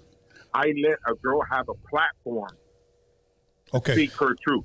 Okay, now, Sonny. Whatever happened that night is between you and her, and you guys know the truth. Okay, well, nothing happened that night because she's lying because she was found guilty by 12 people. Okay, so now here's my thing. Okay, you say you never put a jacket on me and blah blah blah, whatever. All good. You know what? Here's my thing. She was found guilty of defamation. If one of my homeboys said that I put a jacket on you, bring him forward. Okay. Bring him forward. Okay. You tell that dude to come, and my homeboy come and tell me that I put a jacket on you. Okay. Because I'll tell you right now, I never did. Okay. I never said. And I was very clear in my interview. I'm not saying you're guilty. I'm not saying you're not guilty. I don't know. I was not there. Okay. I gave somebody a platform, just like you do. You give people platforms. I gave somebody a platform. Can I intervene real quick? Yeah. Speaking to the mic, bro. Por favor, speak. Real quick. Oh, my bad, Sonny. Just want to intervene real quick, bro. I just want to say something. So this is where it gets conflicting, you know, on a lot of arguments with homies, and this is a crazy issue to bring up too, because, you know, this happens in when homies are busted, you know, and homies get called out for certain things or whatever, and, you know, what you got to rely on is the black and white. So the first allegation that you brought forward is, you know, Tony posting a picture, and you said that you don't agree with that. I mean, I don't agree with it either. You know my morals already. You know me pretty well. Yeah, I do. And you know, I don't agree with that either. Tony has had this conversation with you, and he admitted, you know what? Maybe that wasn't right. Maybe I shouldn't have done that. So now that you know that, maybe it's not an apology, but it's like, you know what? Maybe there was a way to go about it. So then you got to think about, where do I go from there? You could completely separate yourself and say, well, you know what? It's Firme. Still don't talk to me. Now you got to look at the other issue. Right. Now you got to look at the other issue about it. And maybe both of you guys could give your perspective on it. Now that the case is settled and it's in black and white, found not guilty of this, another person found guilty of perjury and trying to throw a jacket on somebody, admitting, get found out in lies and stuff like that, because it's on black and white. I'm not calling her anything. I don't know her. And I don't want to even know about the case, or I don't, you know what I mean? I mean, I would want to know about it, but now that the paperwork has been shown, it's like, damn, now everybody can see it. You know what I mean? So now where do you go from there? That somebody is saying, hey, you know what? Maybe I should have made a better decision. And now you're saying, well, you know what? Other than that, here's the black and white, and here's what it is. Now where do you go in both? Yeah, but see, go ahead. The thing about that, the thing about that, Marvelous, I'm not accusing him of anything. Right. I'm not accusing him of anything. Right. I told him what he did. He admitted it. He said he did. He put a picture. You know what it is though? You know what it is though, Sonny? What it is though, bro, and maybe I'm just trying to get both of you guys to see, like not just anyone. I'm not for anyone's side or nothing like that. Maybe it's like, remember your situation with American Cholo, and everybody wants to put in their 2 cents. There was other podcast. Oh, you know what? I'm gonna interview this person, and I'm gonna get Sonny's perspective, or I'm gonna get American Cholo's perspective, and everybody's putting their 2 cents. And what it is, it becomes bothersome after a while when you're saying, oh, you know what? I wanted to give her a platform. She already has a platform. She has her own mouth. Why does she need yours? It's like, you know what I mean? We don't need to involve ourselves in other people's cheese, man. You know what I mean? And especially when it's a big subject like that. And I agree with your morals. If you don't want to conduct yourself or be around a certain person that's conducting themselves a certain way, firme. I do that every day, all day. Fuck that vato. Like, I ain't gonna be around them. I don't need to tell them, but I'm not gonna be around them. But if you're not gonna, if I see where Tony's coming from, if you're not gonna address him and you're gonna give her a platform, why not give him a platform? I said it in my comments. He's more than welcome to come on my platform and shout his truth. Mm-hmm. You know what, Sonny? I say on my platform. Sonny, with all due respect, she was given a platform in court, and 12 jurors found her guilty, and court's over, bro. So that's it. I know you have a problem with me saying that I posted a video. I never posted. There's no video exists. Somebody posted that on Instagram, tagged me with it, and all I did was repost it. She had a cock in her mouth, and I thought it was fucking hilarious, okay, because of the shit that she was accusing me of. So I just reposted that. That's all I did. And people want to say, oh, we posted a video, and she was incoherent. And like I said, if you saw the video, maybe you should have downloaded it and gave it to her. And, you know, but yeah, you claimed that it wasn't me in the video. You never saw her face. She could have used it in court. Look, bro, I just don't understand how you cannot see the mental issues of this person when you talk to her. I really don't understand that, Sonny. Because look, let me tell you something. A lot of people tell me that's an OG from the neighborhood. You're an OG, and I respect that, carnal. You're a veterano, okay? I just don't see how you cannot see through this person. I just don't see that, bro. Okay. Again, this is not a court hearing. I don't have a place to make a judgment. I'm not a person to make a judgment. A court hearing. Right. This was not about Sandy. This was about the picture you put. Yeah. And I had no obligation to come up to you and tell you, hey, I'm Sonny, here's my hand, or I don't like you. I didn't have that obligation. If I don't like somebody, I don't say nothing. Okay. I'm a quiet type. All because good. I'm that type that if it gets to that point, I'm going to do something stupid, and I don't want to do nothing stupid. All good. Okay? I respect everybody. I do my best to stay away from people I am not fond of.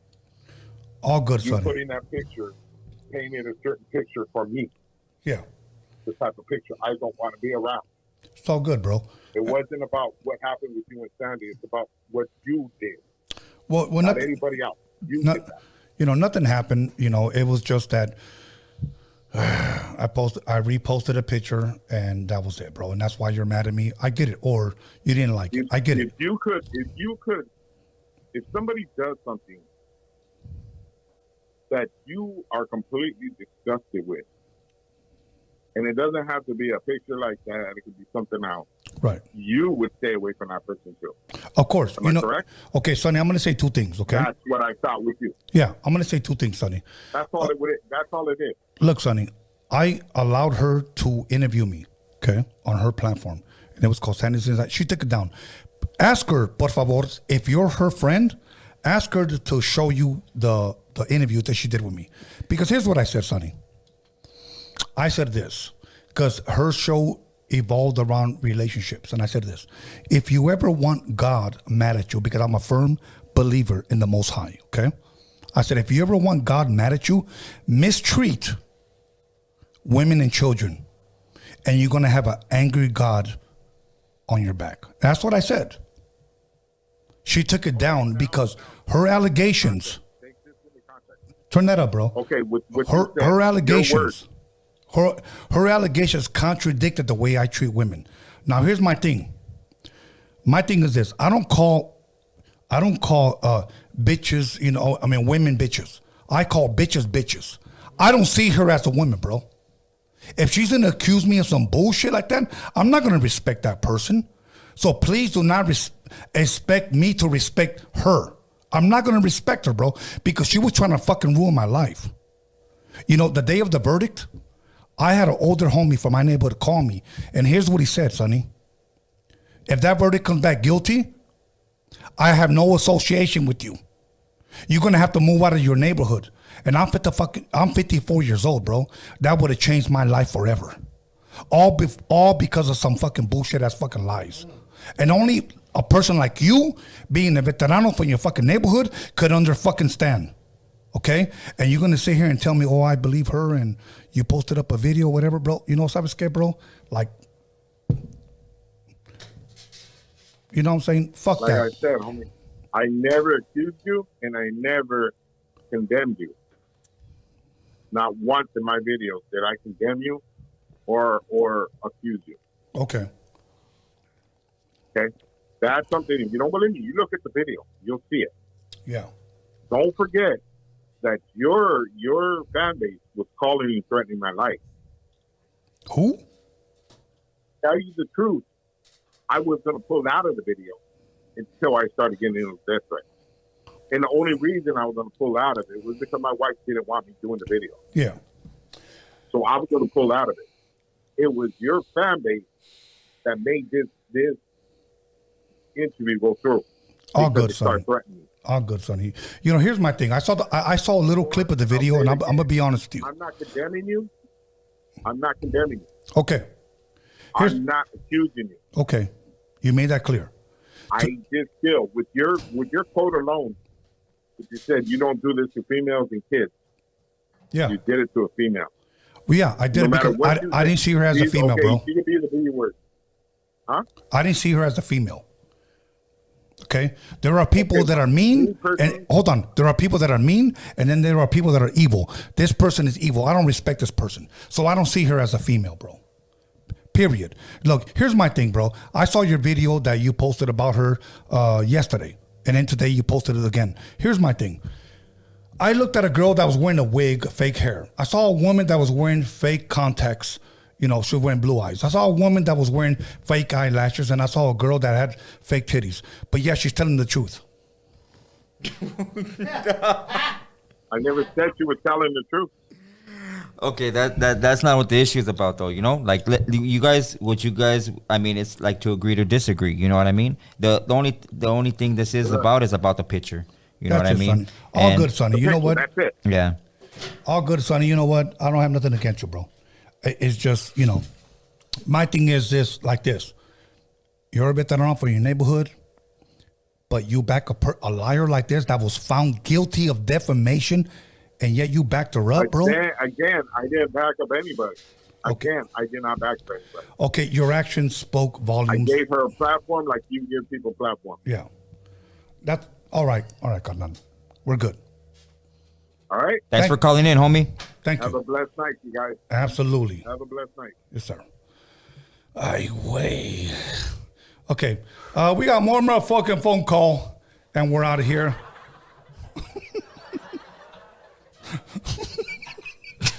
Okay. Fuck. You know what, Marvelous? Can you take a shot with me? That gets me stressed out. Please? Can you take a shot with me? Man, homie. I promise I won't put nothing in your drink. Okay. Caller, where are you calling from? And you are the lucky last caller, and we're out of here. I'm going to chase it, too. Go ahead. Caller, what's your name? Caller. All right. We out of here. Caller, where are you calling from? What's up, Tony? I'm calling from Utah. Utah in the motherfucking building? Yeah, my brother. Just wanted to say thank you for everything you did, bro. You're a big ass inspiration to La Raza. And I wanted to say, how was your experience working with Mr. D, bro? You know what? Mr. D is a true hip-hop fan. Look, here's one thing about me. Say I disagree or I don't like a certain artist, okay? My thing is this. Yeah. I just love, when it comes to the culture of hip-hop, bro, Mr. D is not only an old soul, but he's the true student of the fucking hip-hop culture, bro. Mr. D might be 21 years old, bro, but he's really like 48 years old when it comes to rap. And that's one thing that I loved about him. Is that old soul? Yes, he's a fucking old soul. And I'm going to tell you another old soul. Another one of my artists that I'm co-producing is a Magic Girl. And these are rare gems that I come across with. And the reason why I appreciate them, because I'm an older guy, bro. I'm 54 years old, even though I fucking feel like I'm 28 years old. But you know what? Like, when I come across these people that are from a totally different generation, bro, I love it because our conversations are just about music. I would talk to D maybe sometimes an hour, 2, 3 hours a day. And you know what we talk about? Houdini, Fat Boys, fucking Schoolie D, Rakim, Big Pun. It was all rap. And D, it is a straight student of hip hop. Even though we're not working together no more, I still love that kid, bro. I got nothing negative to say about that guy. The guy's a fucking true hip hop artist. I wish I could have continued to work with him to develop his style, because today, the sad part is that everybody just thinks of him as he's Tupac. He wants to be Tupac. No, bro. D is much more than that. I just wasn't given the opportunity to continue to work with that, and that was caused by his manager, and I'll leave it at that. Hey, that's love and respect, my dog. I'm glad to hear that you could see the evolution in him and the potential in him. Yeah. So I really fuck with that, man. I respect that, and I really love the duo that you guys had. And just know, bro, one day I'm gonna meet you, bro. I'm a Chicano too. I'm 21 years old, and just know I have a completely different sound. And one day I'm manifesting it right now. I'm gonna meet your ass. We're gonna make some classic shit. That's right. Hey, bro. Let me. And I love great that you guys have done for us. Thank you guys, man. Hey, bro. Let me tell you something, okay? While you're still on the phone, okay? I want to meet you, okay? I want to meet you, so let's make it work. That's love, my man. Inspiration. Go. Let's go. All right, that's it. Thank you, everybody. We're out of here. Not necessarily yet, Alex, but marvelous. What did you think of tonight? Tonight was good, homie. I like this. I liked it. Just chill. You know what I mean? Like, yeah. I feel like you feel like you're pressured to give a lot of the answers that people ask me, you know, on the other podcasts, and I love answering them. Don't get me wrong, but yes. I love more of a natural. This is like we're just going with it. You know what I mean? But you know what? I'm gonna say this in respect to Sonny, because I know he's probably still watching. I'm thankful that he called. Mm-hmm. I truly am, because sabes que, Marvelous, you're sitting across from me, and you would know by our eye contact if I'm being fake. I truly respected that he called, honestly. And I'm glad we cleared things up. I know he was angry at the picture, not saying that he's saying that he never painted a smut on my name. He's not saying he truly believed her. He was pretty much being neutral or whatever. Even though, I'll be honest with you, I didn't believe that, because he didn't come meet me. But, you know, he said he had no obligation. So, bro, I don't have a problem meeting that guy, bro. I don't have a problem sitting right here with that guy. I don't. Because one thing about me and the way I was raised, I cannot have no hate or bitterness in my heart. I cannot have any unforgiveness in my heart, because I know that if I hold unforgiveness, I cannot be forgiven. I understand that. So I don't have nothing against that man. But I will say this, I have something against that person. Because once again, when I say that person, I'm talking about that girl, Sandra Avila, Sandy Pants on Instagram. There's a difference between being mean and being evil. That person is evil, bro. And she showed it over and over and over again. And it was my, how would you say, obligation to address the people and say that this was the bench trial. We were just supposed to go before the judge. She paid out of her pocket for a jury trial because she truly thought she was going to be able to convince the jury. A lot of people don't know that.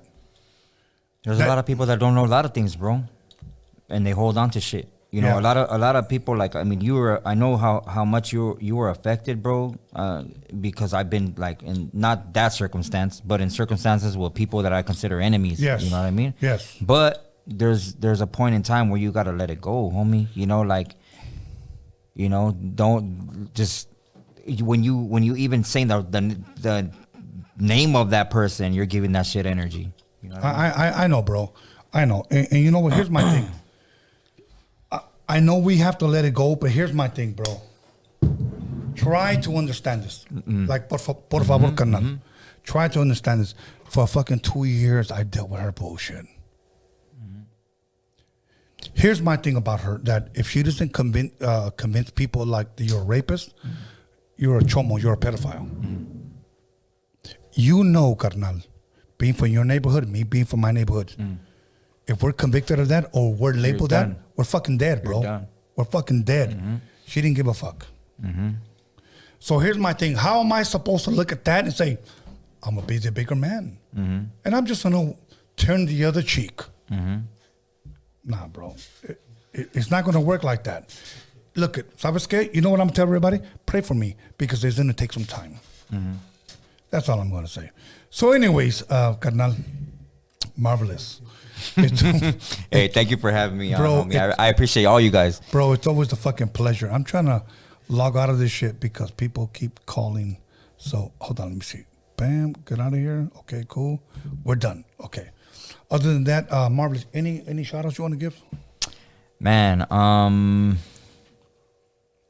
not really. I mean, it's a shout out to my kids. My son's getting married. I'm very happy right now. You know, he's having a baby, a little girl. How old is your son? He's 21. Awesome.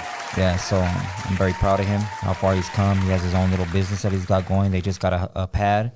So I'm very proud of it. That's and a all my beautiful kids, thing. my other son has a good job. He's doing really good right now for himself. He's at home right now watching his little brother, Michael.